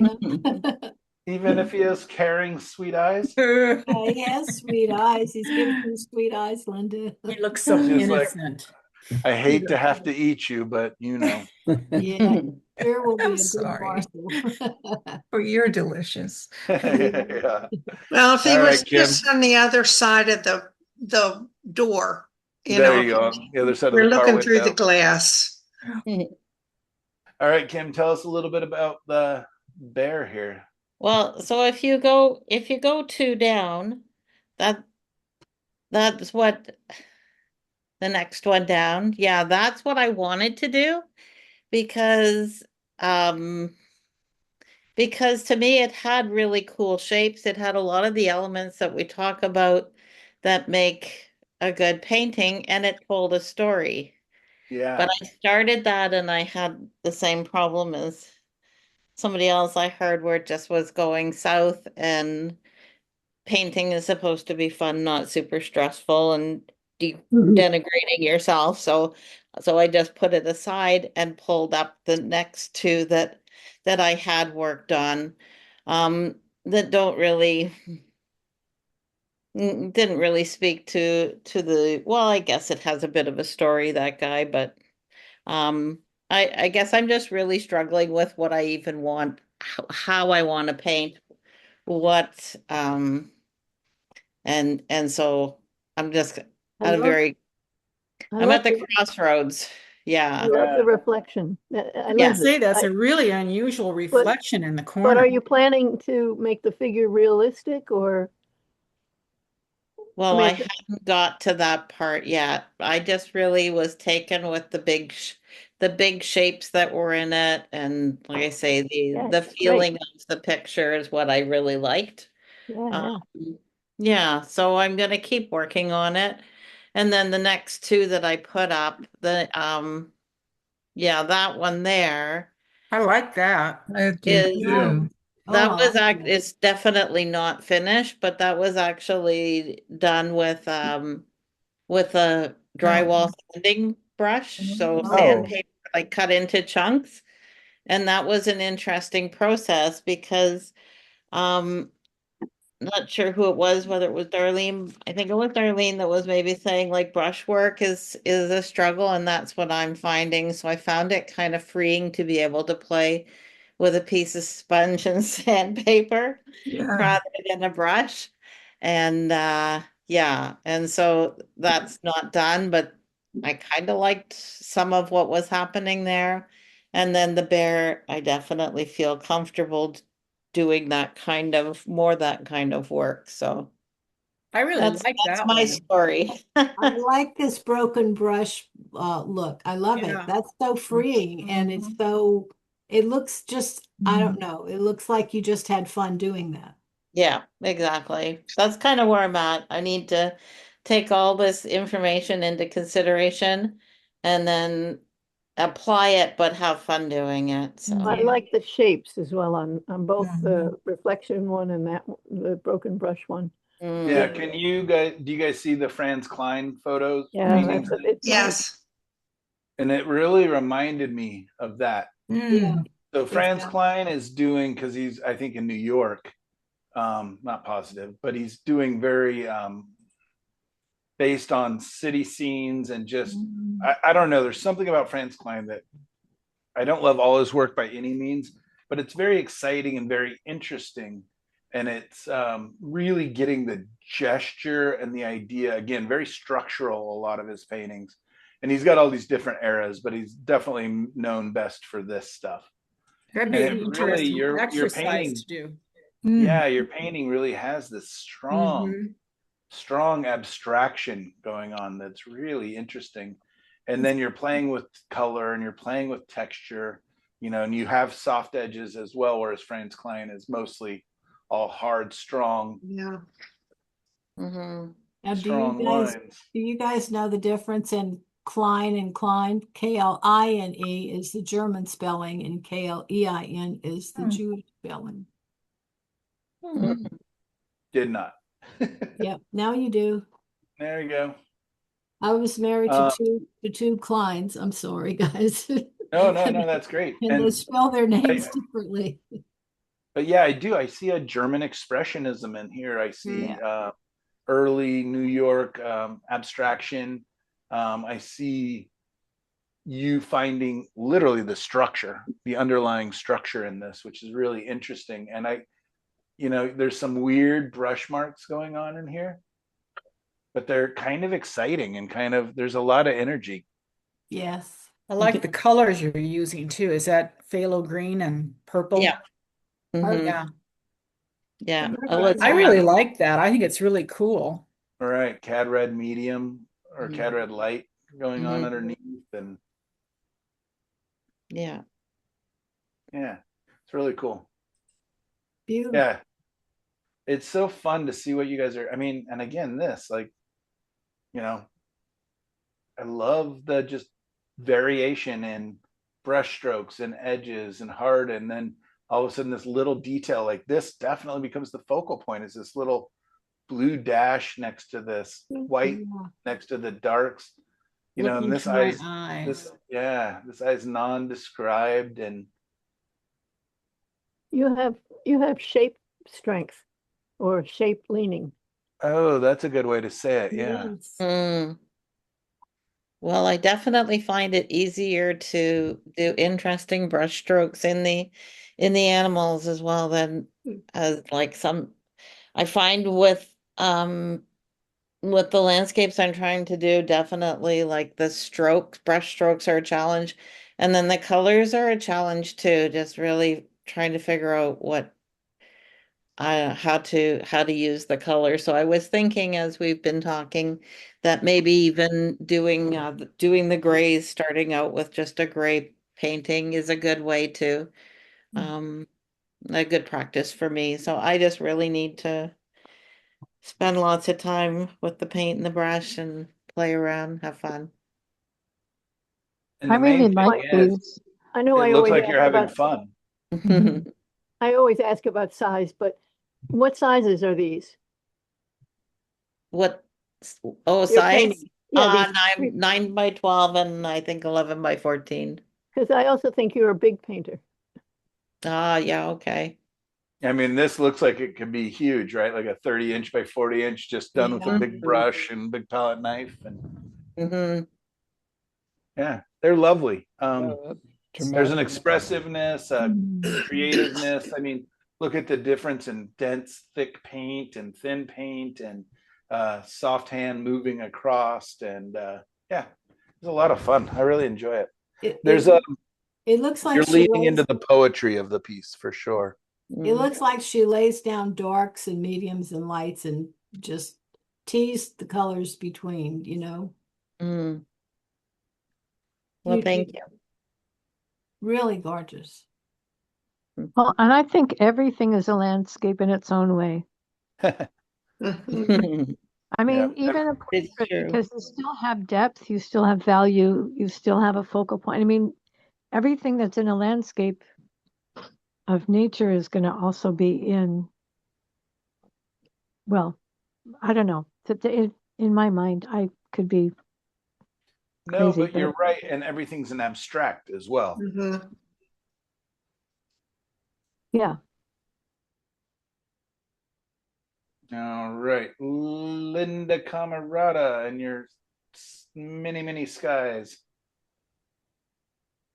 It's terrible. I think your values in this are beautiful Mhm. in the rocks. Mm-hmm. Background in Yeah, mountains. that mountain's beautiful. Yeah, and the cool It thing is. too is even if you Excellent. think like the colors aren't right, that doesn't matter because you can come back in 3 days, 4 days from now when your eyes are a little bit better and Yeah. you can add the color, but you're getting your design, you're getting your movement, you're getting structure. Mm-hmm. And that's my Purple Rain. I like it, but I don't see, now that I've painted it, I don't see very much purple or green in it. And I had purple in phthalo green on my palette. Where did it go? No, they fight against each other, so they neutralize each other. Yeah, But that's what I they definitely did. see it over here, like where I think Yeah. the focal area is. Yeah. Yeah, they're interesting. I mean, a lot of texture, a lot of movement. This one's palette knife. I Yeah, love they're- the clouds. Yeah, your clouds are beautiful. Yeah. You can see all the purple and green in them. Yeah, it's And gorgeous. grays. Because I can't see, I just looks gray to me. No, there's a lot of purple and green in there. Mhm. Well, good. Yeah, Y'all and I can wouldn't see want it. too much up here because otherwise it keeps us in this area. Yeah. And I love working with the palette knife, and I was just feeling so discouraged. And I said, well, it makes me happy when I use the palette knife. So let me just Oh, do good. that. Fan of the knife. Yeah. Yeah, I think, and again, we don't know because the photo quality, but I think I think you'll just be able to revisit this and Yeah. It needs more your pink in the colors. sky, maybe, right? Does it need more pink in the Well, sky? I mean, it depends on if you're basing it truly on this. This is so warm. It was so warm. It had Yeah. big yellow spots all over in it, and the sun, I don't know, the sun was coming through the west to the left and hitting all of these light colored clouds and making big yellow spots in the pink. Mm. Is that a storm in the distance that we're looking at? No, just the sunset when we were, Phoenix was getting a downpour and we get pretty clouds. Okay. Phoenix is to the west of me now, so the weather comes east or west. It very seldom comes from the south or the north.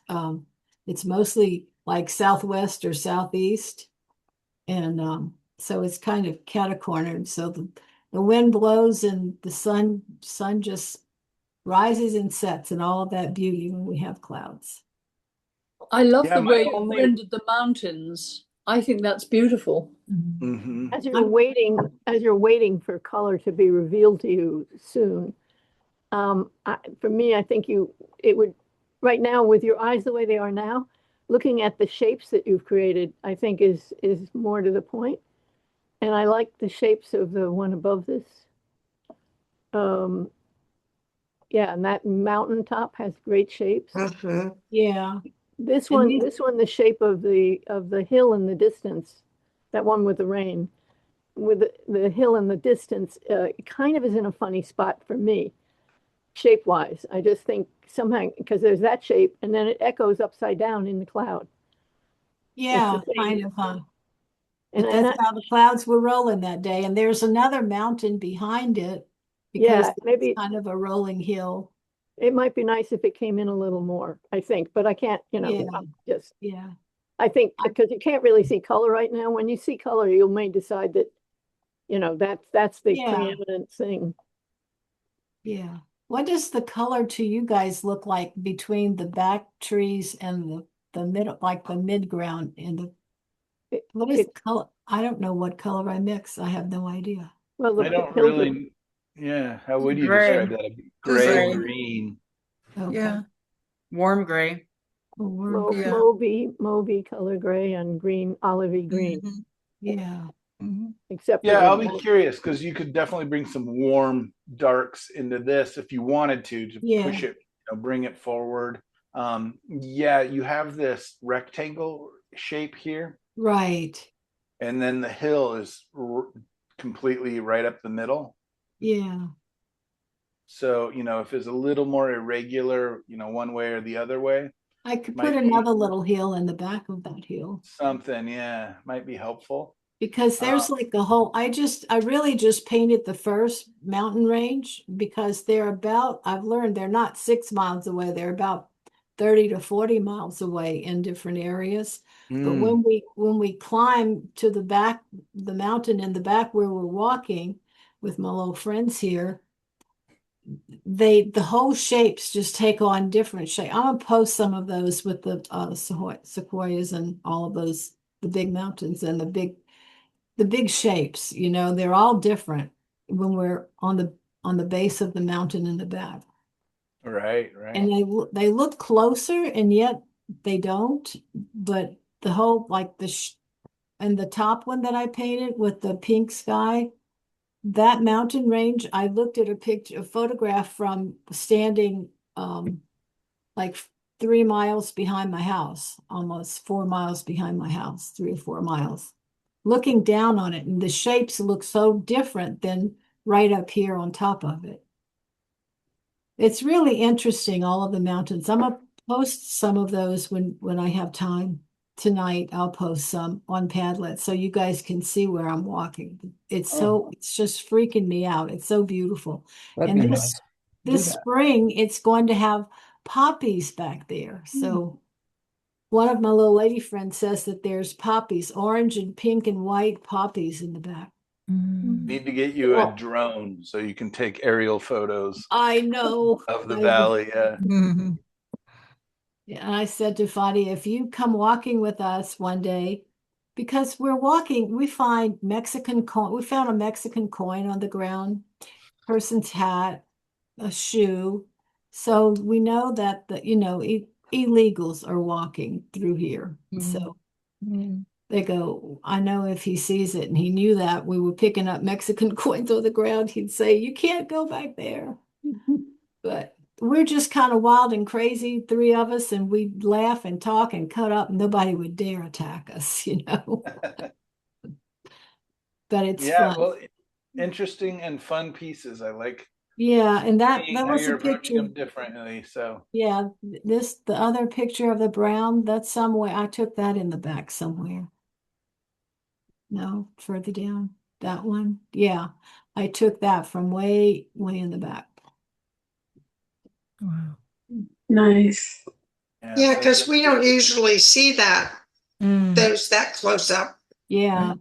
And that's right out here in front of my house. And I used my husband's phone. He has a better telephoto lens. And those mountains are beautiful. And they're just on this beautiful curve. And then it's like rings and rings of mountains. It's a ring within a ring within a ring. We see like three rings of mountains out there when we get way in the back by the foot of the other mountain. We haven't tried to climb the mountain yet, but we'll see. Yeah, need a picture from up here. Yeah, that would be me standing on his nose going, hello.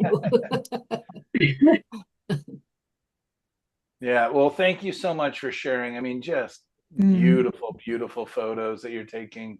Wow. Such interesting skies and crazy structures. If like we have one place like this in Oregon, well, probably more, but one called Smith Rock that's really famous. Yeah, and that's part of the sawtooths. Good name for it. They look like a sawtooth, Exactly. And these are my little Christmas ornaments, and I hung them I hung them on a cholla cactus that had dropped on the ground, had died, and it's all just it was all just a skeleton. So I put it in a gourd. My husband cut the top off the gourd, and I stuck the cholla in the cactus and put rocks around it, and I hung it. And let me see if I can show you guys. That's a cool picture. You had that on Facebook. Yeah, it's so cute. Yeah, we have 3 of those that you gave us last year, so we need to get them back up on our deconstructed Christmas tree. Look at this one. It's so cute. Oops, give me 1 second. I need to stop share. Can you guys see it? Oh, yes. Yeah. Oh, wow. Lots of them. Holy cow. Wow. And then here's my gourd. That's great. So cute. This is my Christmas tree this year. Love it.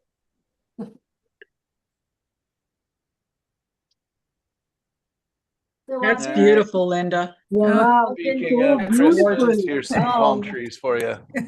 Yeah. Yep.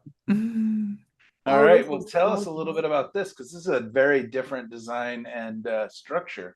Yeah. Well, I just had felt like I needed to do a palmetto because it's our state tree and hadn't done one, been here 2 years. And so it's just they're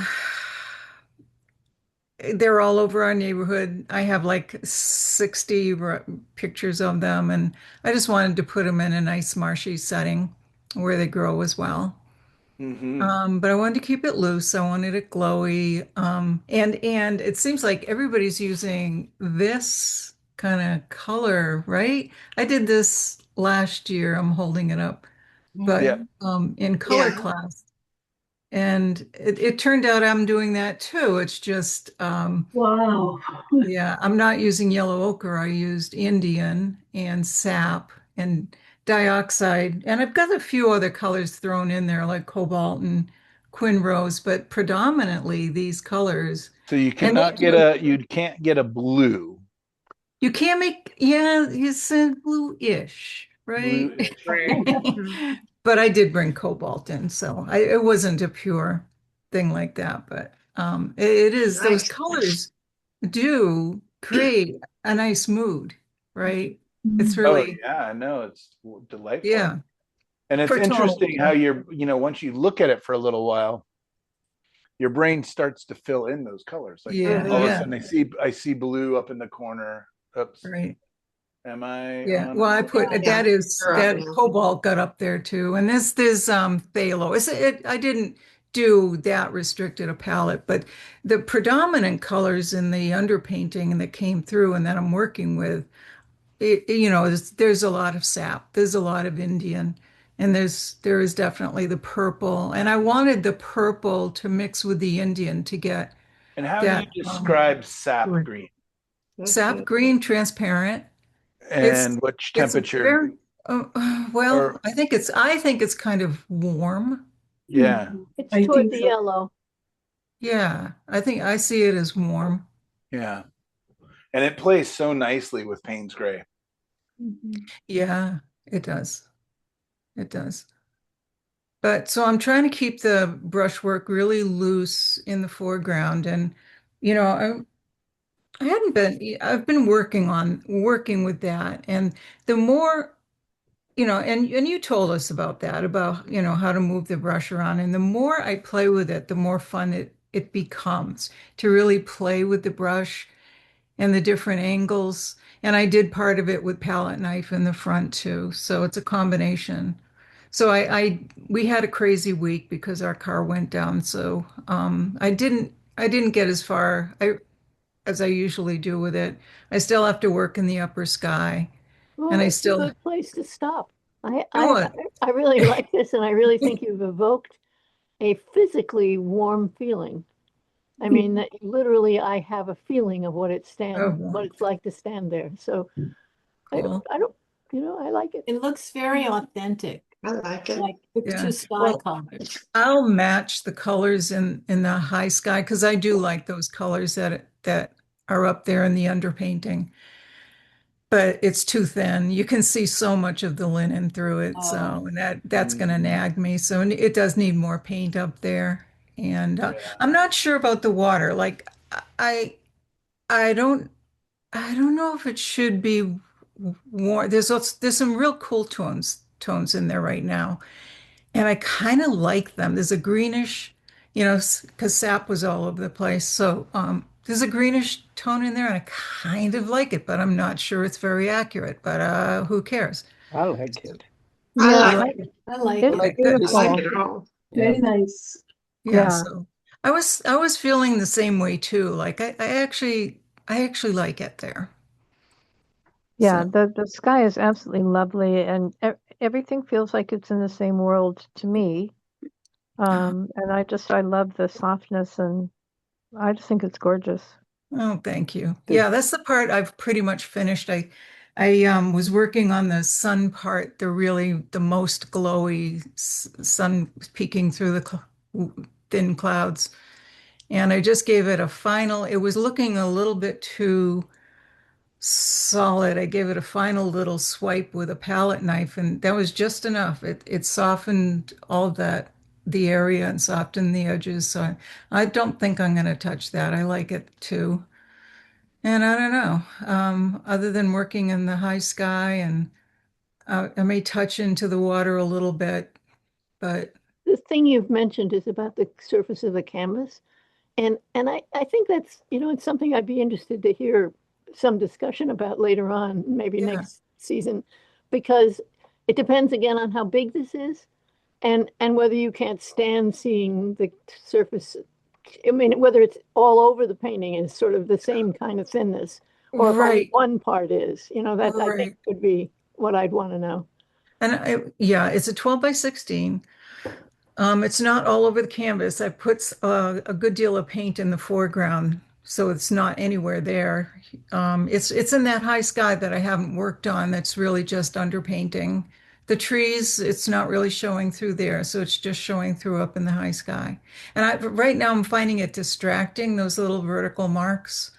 Um, but but I don't want to go too far because to me, sometimes if you the beauty of the underpainting is how it glows, and I like to have that come through in places, right? I don't it can be hard to retain once you start going Yeah. over with Mhm. real paint, and then Right. sometimes that's my biggest regret, right? I said, "Ugh, I can't 100%. Yeah. I can't get it back. I can't get it back." No, it has to become a whole different thing unless you Yeah. literally go back almost with a bright white paint, let that dry, and then Yeah. do it again. Yeah.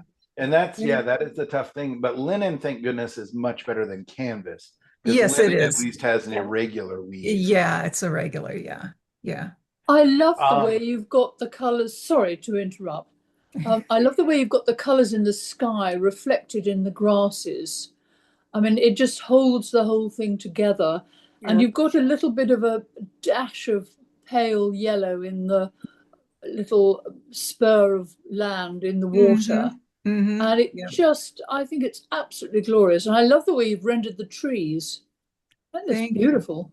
Man, you've just said everything I was going to say. A little bit of like that little bit of light yellow on the bank in the middle there, Yeah. where it just looks like a glare almost, like our Yeah. eyes just kind of can't quite focus, is so good. And then, yeah, the negative shapes in the tree. You have such nice control, and obviously you keep your brushes in good shape. I do. I've been obsessive my whole life with brush maintenance. They Yeah. do eventually wear down, though. That's a good thing. Yeah. Well, yeah, for me, it's once the paint gets down into the ferrules and dries, Yeah. then it's Yeah. a whole different brush. But yeah, it's really beautiful. My only area, and can you see the mouse moving? Yes, yes. Would be this edge right here. Yeah, yeah. It's very solid. I would love to see that broken up just a touch. Yeah. Really love what's going on here. Love what's going on there. But that would be the only spot is because of this. This kind of becomes like a focal area, Yeah. and it just feels a Oh, yeah. little bit knocked in, Yeah, solid. yeah, yeah, yeah. But otherwise, just yeah, Yeah, it's a delightful beautiful piece, painting. and I love the Oh, limited thank you. colors. Yeah, and it's funny. One of the commissions I'm working on right now has got the same issue, Yeah. and I was so like, oh my gosh, how do I go back in and recolor this? And get rid of these striations? But thank goodness I sent the photo, and they're like, "We love that part." I'm like, "Okay, Phew, that's nice. yeah, good." We'll see what happens when they see it in real life. But yeah, I think this is really a nice painting. You've done a great job. I love the transitions. I mean, here's something really interesting too for people to see is if we were to look at this, do you guys almost see a purple? Yes. Yeah, and that purple probably doesn't exist. It's just a grayed down version of or a gray next to a warm orange will appear as a purpley color. Unless, I mean, Linda, you can tell me if I'm wrong. I might have put some purple in there. Might have. Yeah. Might have. I love purple and orange together. Purple and yellow. Yeah. The Indian and the purple, and it makes a beautiful gray. It does. It really does. Yeah. And again, that's something I learned from Yale. Is purple and yellow are such a again, I just never put purple on my palette. And now I put it on kind of regularly, just knowing I can kill it with yellow. Yeah. It's the same with the phthalo green. Now that I know I can fight it with red, I'm not so scared of it. Nicely done. Phthalo, and that makes a beautiful purple. I'm sorry, what was that? The phthalo green and the quinacridone red, that makes a beautiful purple. Oh yeah, yeah, very just grayed gorgeous. Down, neutral purple. All right. That's a beautiful painting too. What you did with your sunlight and shadows in there is just gorgeous. Wow. That's gorgeous. Yes, I like that one.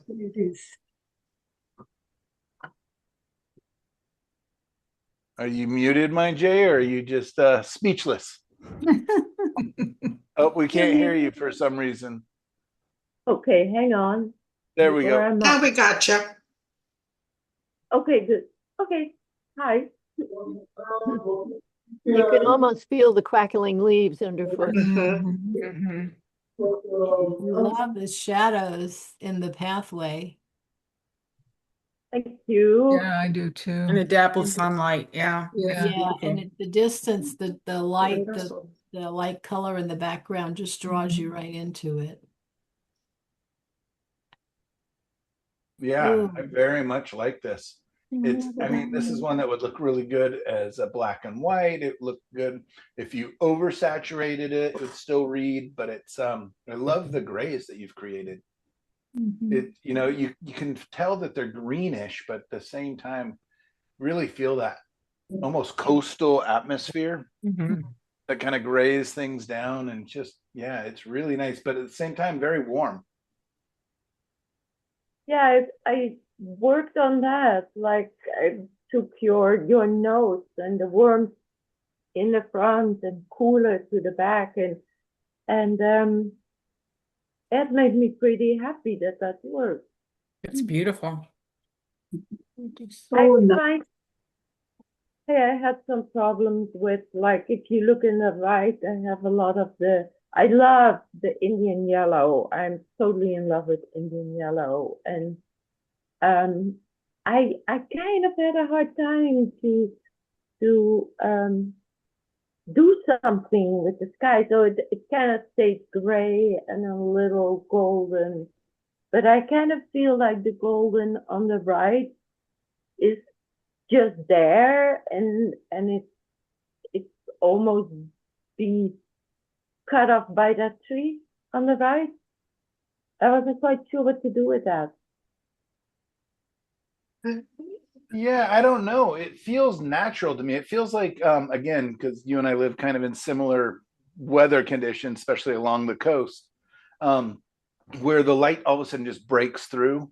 And it's a cloudy day, kind of overcast, and all of a sudden the light breaks through and you get this little streak of warmth, but yet in the distance you still have this cool soft light, and that's how it feels to me, is like you'll be hiking or walking, and all of a sudden you get, oh, it feels warm for a second. And there's strong shadows, because normally, on an overcast day, the shadows are just so soft, right? For me, it's a teeny bit. I love the whole the graphic of it, the drawing of it, and the feeling of the leaves fluttering. But what is confusing to me is the warmth of the yellow sunlight on the path coming down. Looks like it could be coming from the upper right, and that tree that's up there on the upper right is so blue green that I kind of can't believe that the sun's going through that tree. And that's just my realist self.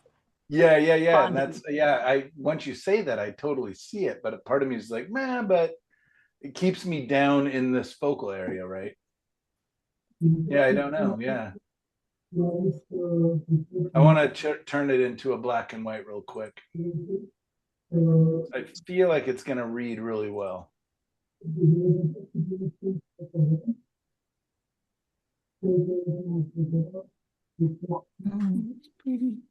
So you guys see the black and white version of it? Yes. Totally holds up. Yeah. And that's, I think, a good test.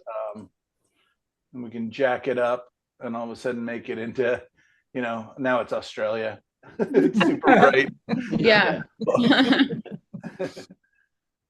Just need some drop bears in there. Yeah, so it's interesting. Again, I love playing with my own paintings. Yeah, this is useful to play with it. Yeah. I really like the open, airy feeling of your deep forest. Yeah, but still atmospheric and soft. Yeah.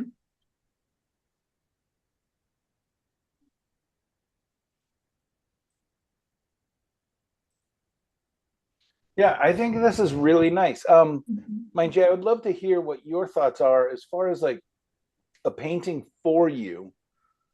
I feel like this is really strong. And, again, yeah, there's things that we could do differently.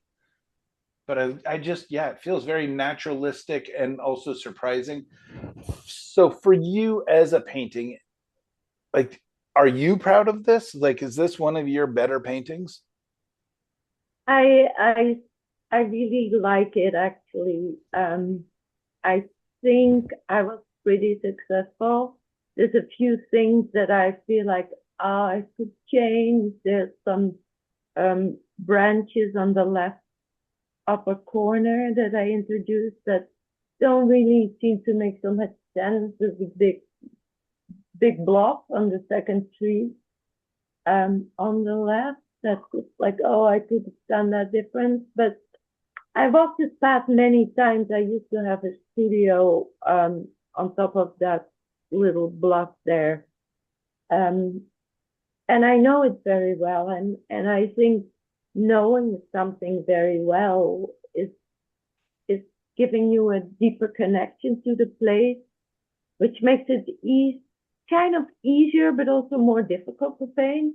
Because you want to hang on to the reality, and I also try to break free a little bit from that.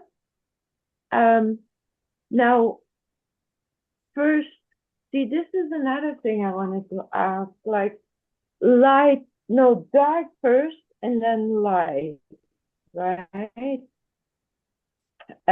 I struggle a little bit with that because I had an acrylic underpainting and didn't leave enough white on the path to get the Indian yellows to really, come out as shining as possible.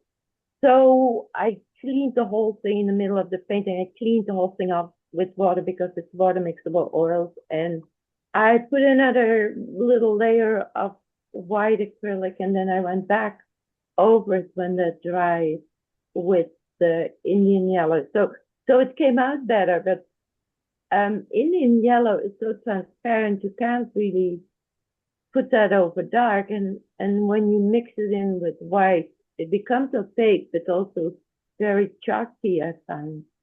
Really? The Indian yellow and the white become chalky? I find it with the, don't you find that with water mixable oil? Yeah, Maybe it's because yeah, it's difficult to figure out, but Indian yellow is such a transparent normally that I would have thought. I don't know if I misheard, but did you say you painted with some white acrylic at the back on top of your oils? Is that what you said? I said the whole underpainting was acrylic, and then one Right. point I lost the light, so I cleaned the whole thing off from oil. And when it was clean, I did another layer of acrylics, and maybe it will reject the color, I don't know. But to me, this is still a study, so it's okay. Well, it definitely evokes specificity. I mean, I feel like I have seen a woodland like that. I feel like it's not my neighborhood. You know what I mean? But I know that neighborhood. I know what kind of it feels like. So Yeah, and this is my neighborhood. Yeah. And do you guys see what I'm doing here? Yeah. I'm just looking for guiding lines and a recession of space. And I mean, I don't know how much of this was intentional, but everything lines up. So the first thing I did was put a cross to split my middle, right up here. Keep things out of the middle generally. Figuring out where the prime focal point is right in this area. And then you did everything right to bring us in. You did an S curve, you did a circular receding pattern, and guiding lines. Like, I don't know how much of this was instinct or how much of this you worked on over and over in your thumbnails and everything else. Well, this is the kind of crap I used to hate it when my college teachers did this. I'm like, nobody thinks that much about their painting. Well, I do both. First, I put it on there, and then I look with my other brain, and it's intuitive. Yes. First, I go. But yeah, argue any line that I put on there, and they're all true. And it all works. And it's such an interesting thing that, you know, and again, not all designs work like this, right? We shouldn't try to do this with all designs. But this one really, really works. Yeah, thank you. I like it. Yeah, I like it. I want to make one that's a little bit bigger than this. I don't know in inches. I think it's maybe 12 by 20 or something. I don't know. It's a weird little board. No, I think this could be a big painting. I think you could go I think you go 30 inches by 40 inches pretty easily. And this painting is still going to hold together really well. Right, I'll try that. But I definitely want to see all these red lines when you finish.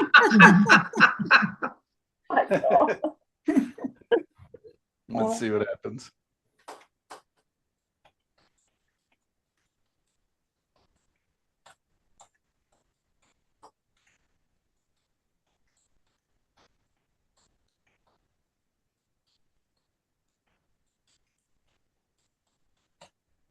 I like the verticality, so I would want to see it more like a 1-2 painting.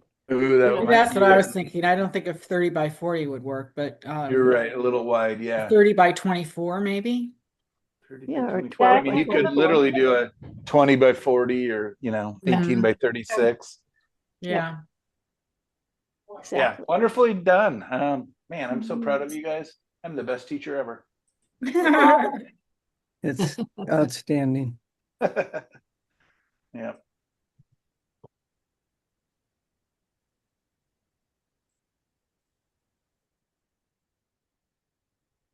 That turned out really nice, Nana. Yes. So beautiful. I love the texture too. Yeah, beautiful it is. Oh, I love it. Yeah, Thank you. look at That's the texture. That's great. beautiful. Yeah, that's really nice. It's sweet at the same time as beautiful, and it's not saccharine sweet. You know what I mean? Yeah. It feels right, feels natural. You've got a limited color palette. Nice harmony.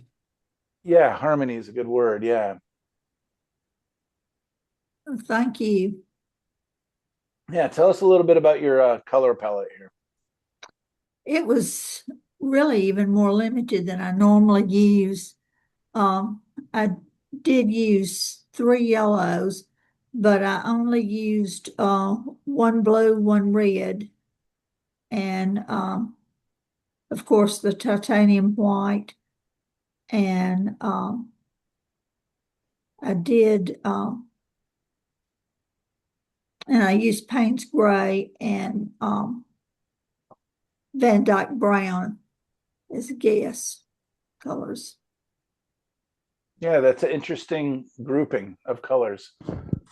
Because in certain areas, like over here, it really reads as so warm, and then you get your cool grays coming across, which makes these warm lights feel so nice.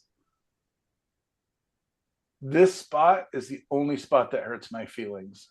It's really not quite that vibrant, but I was looking at it and I think I'm going to tone it down some. I would just cut into it. Make it right now. It's almost a square rectangle. Mm-hmm. It doesn't feel as natural or as organic as a lot of the other shapes. And then maybe I would soften these edges. My eye keeps coming back to here. Yeah. I'm literally like relaxing my eyes, letting them skim across, letting them move, and there's so much nice movement. And then I get up here, and these hard edges really are attractive. It's almost an alligator in the sky. Well, yeah, whatever it is, but it's my eye wants to go here, and I'm not sure that's where you want my eye to go. Still looks good. And if it were, I might do a counter angle. Yeah. You see how these lines mimic these lines? So a little bit of a counter just to keep us within the space.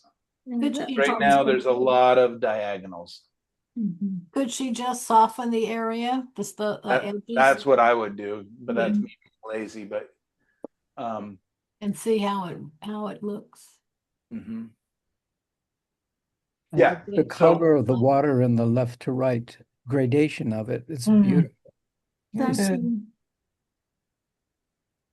That works really well. Yeah. Beautiful. It really is. Yeah. I think my only issue, I really like it. I think some of these colors in this area and over here, I mean, there's so much greatness going on. My only issue is the diagonals are a little too omnipresent. Let's just see if I can still draw. Let's just see how many angles we have.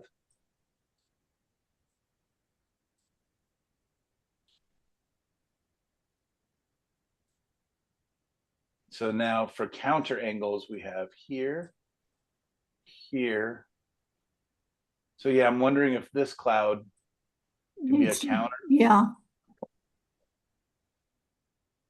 Do you have this one? There's something tricky about when you have a style. I mean, there's a style to this. Sure, You know, yeah. it's a leaning toward graphic kind of style. The edges are a little hard, and it's sort of that is the style of the whole piece. So when you put it up against, you say, well, is this realism? Not quite, but it has a very strong personal sense of style that, you know, I like. No, you are exactly right. And I'm not thinking too much of style. I'm thinking of more of how does the viewer look at this? So again, let's just imagine 20 paintings on a wall. Yeah. Right? And we get to Nyla's gorgeous painting, but everything is just swooshing me off. Sending you on to the next painting. sending me off. So what can I do to, slow that? You did put a horizontal here, which I wanted to give you credit for, Vertical. which stops the eye a little bit, right? I'm wondering, what if we turned this, even if it's just a hint, and brought us back? I really think I think this is our biggest opportunities right there. And That would what be the about easiest treetops? What about the treetops on the right of the top tree? You could turn those the shape A little of bit. the you could pull it up, or you could just make them more. And then I also wonder here if maybe this was a little taller over here. So then that brings this line back. Yeah. That would be an easy fix too. Yeah. Just soften this edge, possibly bring it down. And again, that's just me wanting you to get the respect that you deserve. I want them to give you 4 seconds, 5 seconds worth of viewing, not just 3 seconds. Well, I think that tree on the right deserves way more than that. Exactly, but people are jerks. Yeah. Anyway. Yeah, no, it's a really nice piece. It's really nice to see you. I don't know, just you have a certain style that you tap into probably like every third painting that I really, really like. And a lot of times it's about the color harmony, it's about the strong shapes, good design. And this is a good one, Nyla. You did good, especially for how crazy your life has been lately. I really appreciate this. So thank you so much. Yeah, I wonder maybe if it's part of it because you didn't overthink it. You were just kind of painting when you had time, and Could be. I probably had more days on this one than I have ever had on a painting because I had such, spotty time to work on it. Okay. It just sat on the dining table, and if I got a few minutes here or there, I'd throw something on. And I was afraid that So it if you wouldn't. have 20 minutes, I'm going to say fix this area here. Okay. This little square is distracting. I'm going to say bring this up a touch, and that's going to create a nice counter angle. And then soften this edge or change it to coming back to this angle. And I think this painting is really one of your better pieces, which is saying a lot because you paint a lot of good paintings. Yeah. Thank you so much. I appreciate that. Very nice. It's quite interesting because, in fact, if you kept on coming back to it, you came back to it with fresh eyes. So you weren't standing there sort of painting and not moving away. Good point. And I think maybe that was quite beneficial. Yeah. I know it would help me. Yeah, it always helps me to do that. Just get up, even if it's been like 20 minutes, sometimes that's all it takes. Yeah. Just like one little thing, get up, walk away, grab a coffee or something, and then Walk come those back. dogs, yeah. Yeah, I yeah. often take a picture of I was just going to say the same. what it is part way and then go do something else for a while and just glance at the picture. Yeah, let me helps me a try. lot, Let me too. see if this lets me do it. But here's another trick I do is this. Yes. And all of a sudden you can tell if it's off balance. Like all of a sudden my head just leans over, just like, I want to go down this hill. And Yeah. Like when I hold my paintings up to a mirror and it'll just show me immediately that I have messed it up. Or upside But down. I'm not saying that this is messed up. I think this is stunning. But for me, yeah. I just, yeah. And mirrors I'm help. partly picking on you, Nyla, because I'm very jealous of how beautifully you painted these negative shapes and positive shapes, which is what I was trying to do in my demo last week. And But you forget about that. It's beautiful in black and I'll white. never Oh my forget. God, I love it. Great. You Nice have job, another- Nyla. You have Thank another you. chance today. One of the things that strikes me about this, just real quickly, is I just remember when you first started doing paintings, and they were, I I think these were your words, but I could be wrong, that they were so tight. Yes. Like everything was so, every single detail, every single one was painted in, like there was not a detail left out. And what's cool is I totally get what this is. I understand what everything is. I see it, but I feel like you've let go of having to, what is it? I think Michael says, trust your viewer. Like, I feel like you're trusting the people who are looking at your paintings more. You're not having to tell us about every blade of grass. You're Yeah. saying, look, the sun is glancing here and these bushes are right there. And like you just have more faith in maybe your painting or the people looking at it, which is pretty cool. Yeah, and Thank if you, you can Lisa. have faith in humanity at this point, you win. Let me try to see if I can do one quick thing with Photoshop. Just same kind of thing I did with Graham. So I'm just going to take this shape, not that big.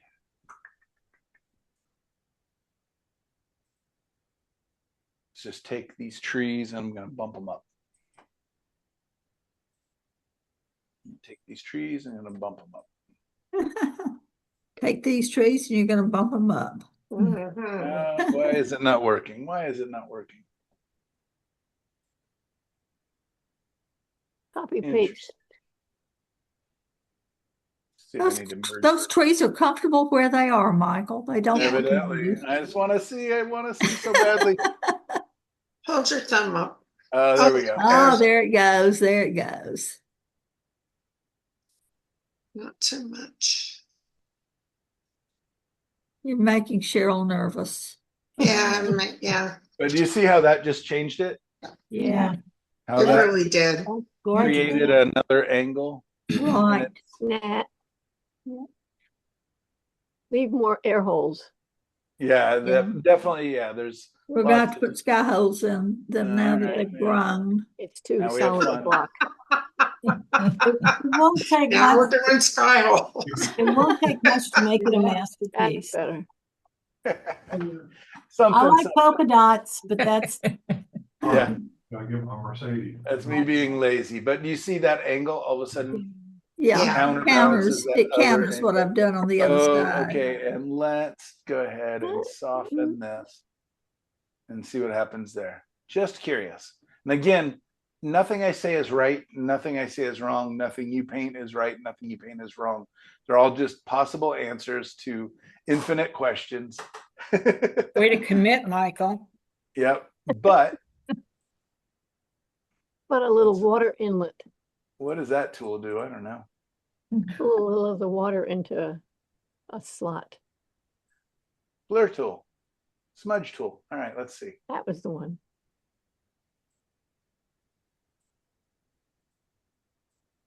Oh, there goes the cloud.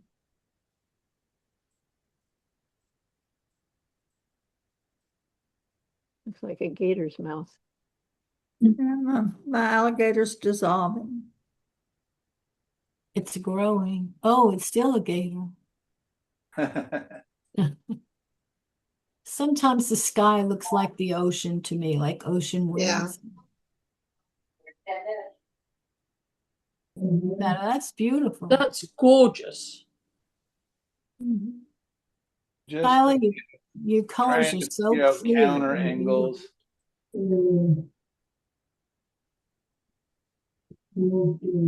Okay, so I'm going to go back to the very first version and just tell me if when I go back, your head doesn't tilt to the left. At least that's what it does for me. Yeah. Mm-hmm. Yeah. I want to see around the tree. I like that, Michael. That's perfect. Yeah, I do too. I mean, it's just an idea, but it's just, yeah, when I find myself tilting when I'm looking at the painting,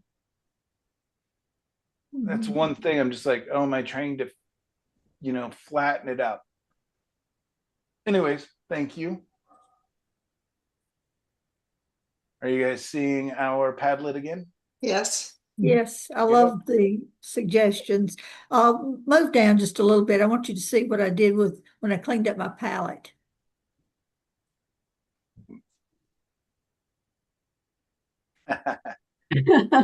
Oh, wow. Well, I slapped it on with a palette knife and just had more fun. I was giggling and just having a good time. Were you just like, I this is needed lemon that meringue, release. this is lemon meringue, key lime pie. I got Ooh, I love all key the lime frosting pie. flavors. Hey, go for it. Yeah, no, that's great. And this looks like the picture Cheryl was doing of the mountain. I had done the little black and white on the canvas. I thought, well, I'll just throw some color on that, and that got rid of most of my blue. And then I just smeared everything else on the other little. You know what I do with leftover? I just make a pile of all together and I mix it up and it makes a gray. And then that's how the gray that I start with in my next painting. Sometimes it makes a brown. Yeah, sometimes. Mostly I'll get a dark gray and We sometimes always I'll called add that palette mud. Yeah, it's good. It's good. It's good paint. Delicious. But it was fun. I was just, Yeah. it was a good way to relax after I. And this is really nice to see too. Just your big shapes, your lights, your darks, really just kind of blocking it in, figuring it out. Wonderful.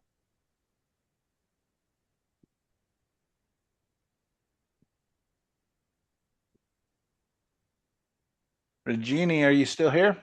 Yeah, yeah. Okay. So you even did find time to paint this week, which is Yeah. amazing and wonderful. Hopefully it was nice, relaxing time for you and Yeah, you yeah. enjoyed it. It wasn't just pressure and stress to paint on top of everything else you were doing already, but Wow. Yeah. Wow. Pretty. Your skies are always so beautiful. Yeah. I still have to, this is like a underpainting. I still have to correct the shapes of the clouds and also the lower sky. Still don't know what I'm going to do in the foreground. I just moved that tree in the middle. I moved it to the left side. Yeah. That's so it. Regina, let me ask you a quick question. This is me wanting to steal all your good ideas. When you say this is your underpainting for your sky, is that typically how you do it? You'll build your painting up in two different settings? No, actually what happened this time, I used this Gal Kit gel and Very became slippery. and I couldn't really mix it or work on it. It dried so fast. So that was the mistake I did. And that's why it looks very thick and I just couldn't work on it. Yeah, no, it is difficult, but it's also really, really nice. What you want to do if you're going to use like a Galkid gel or liquid or any of those kind of mediums, is in the beginning just use a very little bit. Okay. Just enough to add to the slickness of the paint, if you want. Oh yeah. But if you add a lot, the only problem is the next time you need to add more. Okay. It does make it dry faster, but the problem is, as you saw, and what I'm dealing with constantly when I'm doing commissions, because I use it to speed up the drying time. But if it's not fully dry, like in that in-between stage, it's like a sticky honey. Yeah, yeah. And really weird to work with. Yes, exactly. That's what happened. So it speaks to the fact that you do an absolutely delightful animation of action and shape when you have to work really fast. Because I assume you had to work really fast and then it was dried before you could. And these are lively. These are wonderful clouds. They have such They really are. personality. Yeah. Yeah, they are. I think she's the sky queen. Nothing like that. I would think so, yeah. Yeah, going back to something we talked about, boy, now we're talking 20 weeks ago when we were talking about gesture, right? The Mm. movement of the brushstroke, the movement of the sky, the movement of whatever it is, the gesture, the movement. I think you're just doing such a nice job with that. It really feels like we understand that it's a subtle wind moving the sky across, and that the light's catching just certain areas, and the clouds are frolicking. They're Frolic. definitely moving. Yeah. And you know what? I don't think it needs a lot more on the landscape. Some people they buy paintings just for the sky. Yep. With minimum landscape, so you're not distracted from the beauty of the sky. Oh, okay. Yeah. So do you think I should have a couple of more trees on the left side and that is good enough for the foreground? More what? I don't know. What do you think, Michael? Or any other suggestion for the foreground? I don't understand what this shape is. Yeah. This was supposed to be some bushes, but I had to work on it. Yeah, those are really huge bushes if they're on the horizon line. Yeah, I know. I didn't. You and Graham need to fight for bushes in the distance. Yeah, I understand that you meant for it to, come down here and show up there. My big thing would be this line goes to here and then drops down here. I just left it halfway. I was supposed to do that, but I just couldn't do it. See, I didn't even see that drop off, Michael, at all. All I'm looking at is the sky. It just kind of went together. Yeah. Until you pointed it out. Now we can't unsee it. Yeah, now I see it. I know. And now Linda's going to say, but what about that angel? And then we'll never be able to not see the angel. And yeah, so I'm a big fan of minimalism in landscapes. Not that I do it, but I really appreciate it. There's a number of Canadian artists that are so good at it. And just like Linda said, is sometimes the sky is truly the thing. I show with a gentleman in Washington that all of his paintings are 90% sky, and they're just unbelievable. And he sells well, and they're beautiful, and and they're so expressive. Who is it? Andy Eschel, I think. Eschel. Lisa Holmgren or Holmberg, you might be able to tell me. He shows at Cole Gallery. I think Andy. Yeah, there's a guy in Edmonds. I'll see if I can find it. Yeah, for me, the only thing that bothers me is that lower left, right hand, rather. That and the cloud that's right above it too. It just feels like there's some strokes there that weren't intentional. Yes. Yeah, and maybe this hair. I know. Oh, that's a serious problem. I have dog fur, and really, you don't always see it, and then the next thing you know, the thing is dried, and there it is sitting like a lump. Nope. Yeah, I've got a golden retriever on my feet right now. Yeah, I totally get it. Yeah, I got a long-haired cat and a golden retriever. Yeah, hairs get everywhere. Plus, I use those crappy brushes that love to throw. Yeah, right. When you can see that hair, when you can see that hair and it's right away, you can use the tip of an art eraser, the kneadable eraser. You can take that down to like a really thin tip and lift it right out. Thank you. Yeah, I found just a dry brush really helps. Yeah, but then it leaves a nice big dip. Kind of a not good broken up brush will grab the hairs. Yeah, but yeah, I never see them. I literally have to like sand them out sometimes and then repaint that area, unfortunately. I'd be very curious where you're going to take this, because knowing you as a colorist, Regini, I could see you really punching up this sky and making it just glorious. But right now, the word that's been the word of the day is harmony. And there's definitely a harmony to this piece. It's quiet, it's beautiful, it's relaxing. Yeah, I would say this area right here, right now, including the hair, is the thing that's bothering me. But as I come across, even this, as weird and nondescript and kind of heavy-handed, of these brush strokes are. Yeah, I had to work on it. I should make it proper. I know. A little bit, but it doesn't bother me too much. But what happens sometimes is when we put in the big shape and then we draw the trunk and the branches, what it appears as is that trunk and the branches are on this side of the bush and all of the leaves and needles or whatever are on the other side of the bush. So you want to break it up. You want to come back in so that it feels like the tree is growing across the front of it. Yeah. I don't know. It's really nice. There's so many great areas. Yep.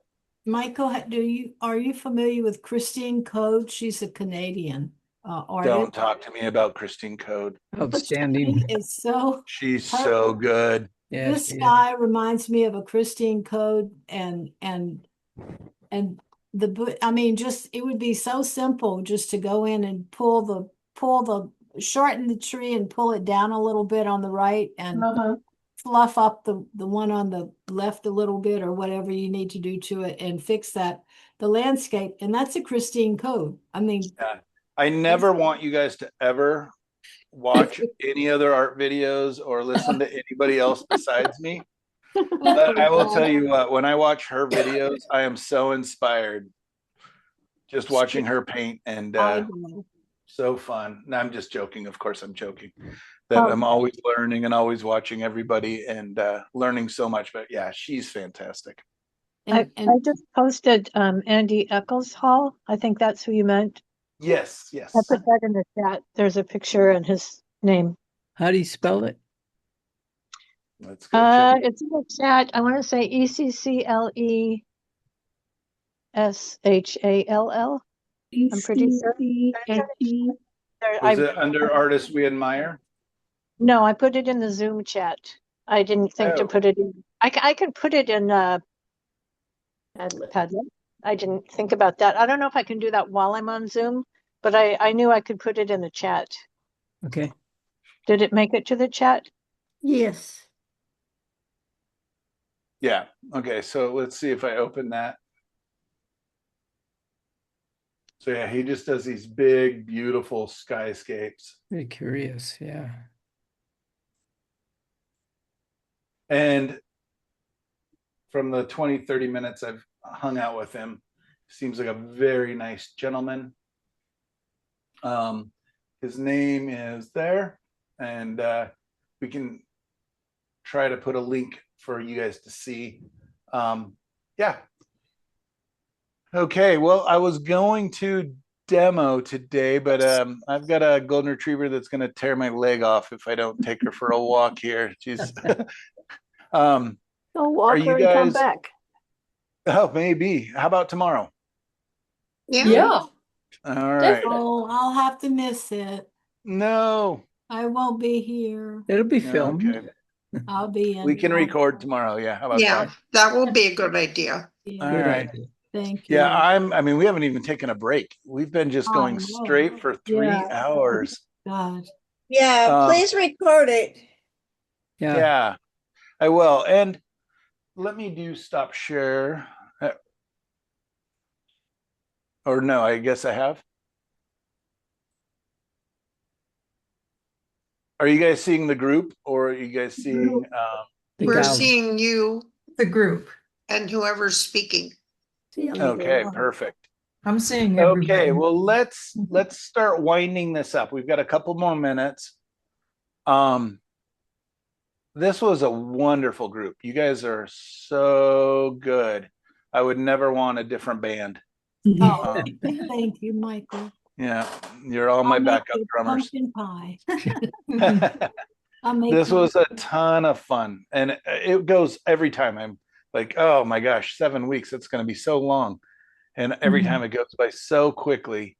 And I really hope you guys are really proud of your work.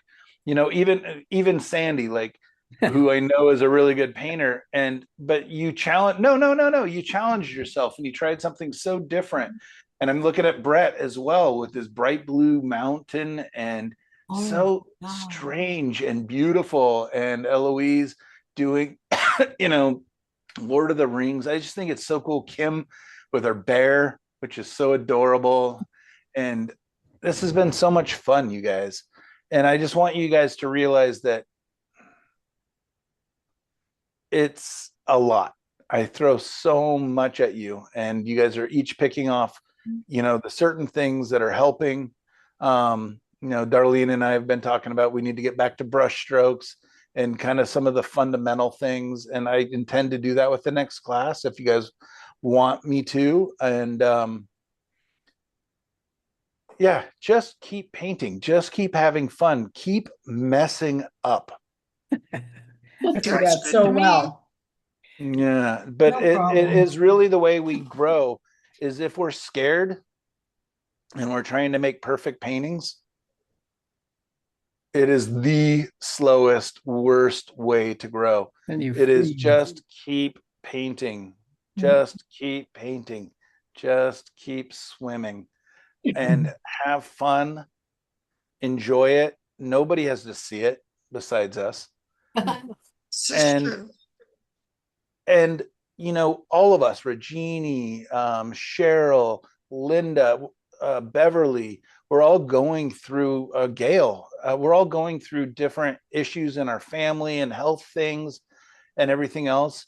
And I didn't used to think that I didn't used to think of painting as a way to go through tough times, but we had a year or two ago where we lost 3 members of the family in one car accident. And I just didn't realize how wonderful having this thing was. And then the ability to share that painting with those people, you know, even though it feels like a greedy thing sometimes, like I'm just locking myself in my studio and I'm not talking to people, but I'm thinking about everybody. I'm literally, it's our way of prayer. It's our way of saying appreciation. It's our way of whatever God you believe in, whatever it is. Creativity and just going out and appreciating nature is prayer. Nothing like it. Yeah.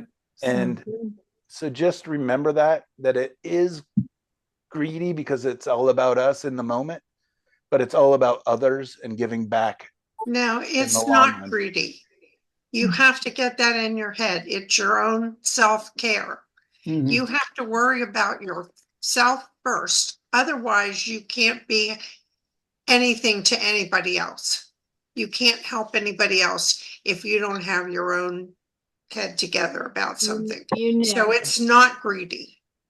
It's what you need to do. Yes. That's right.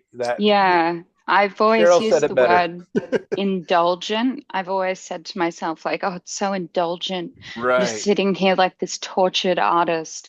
But then I guess I can look at all of the paintings that I've done at different stages of like stress in my life and everything. And like, if I don't have that time or I don't have some kind of outlet to express something peaceful, then I am a raging bitch. Yeah. Totally. I was gonna say that about you, but yeah. Do I have dibs? Do I have dibs? Do I have dibs you on guys all Eloise's probably hair? Can I make a landscape out of Eloise's hair the next Oh, class? please do. Please do. And it's always changing color too, because like I dye it and then it's like gleaming orange and then it gets to this color. This is my favorite of the Eloise hairs, actually. Well, it's an entire landscape, all of its own making. So it's fun. Thank you. Thank you. Yeah, absolutely. You have Art Nouveau hair naturally. Yeah. I actually get that a lot. People will say, "Oh my God, pre-Raphaelite," and things. So I get put that. it in I've your actually painting. modeled. I modeled for one of my best friends, the one who got me the job at the studio that I ended up buying, and now I'm her boss. It's a wild story, but she wanted a long red-headed model. And so there's this painting of me wearing like a linen dress holding the moon. So, and she calls it The Maiden and the Moon. And she's been trying to sell it for years. And I've always thought, like, if I ever make it as an artist, I'm going to buy it and give it to my mum because my mum loves the painting. Well, but she's selling it for like $4,000 because she knows how to price her paintings. you are going to put it on your figure in your Lord of the Rings. There you go. Your I female lead. actually talked about it with Riley yesterday. there I you was go. like, would it be narcissistic to like Yes. paint That would it be as perfect. us? Oh, Do it. dang it. Now I got to do it. Yeah. Yeah, now Also, you do. Yeah. this is the palette that I've been using, by the way. So you can see like I forgot to mention there's a phthalo green and So there tiny. was, yeah, I know it's just another candle lid. But it's good because it's like, I don't know, I can just kind of mess it up and not really care, but then also not feel bad that all these candles come with a lid that I'm just going to throw away. I use them. I use everything. Perfect. So yeah, my parting statement is that the world is not always the most beautiful place, especially if we watch the news too much. And our job is to remind people that we are surrounded by beauty.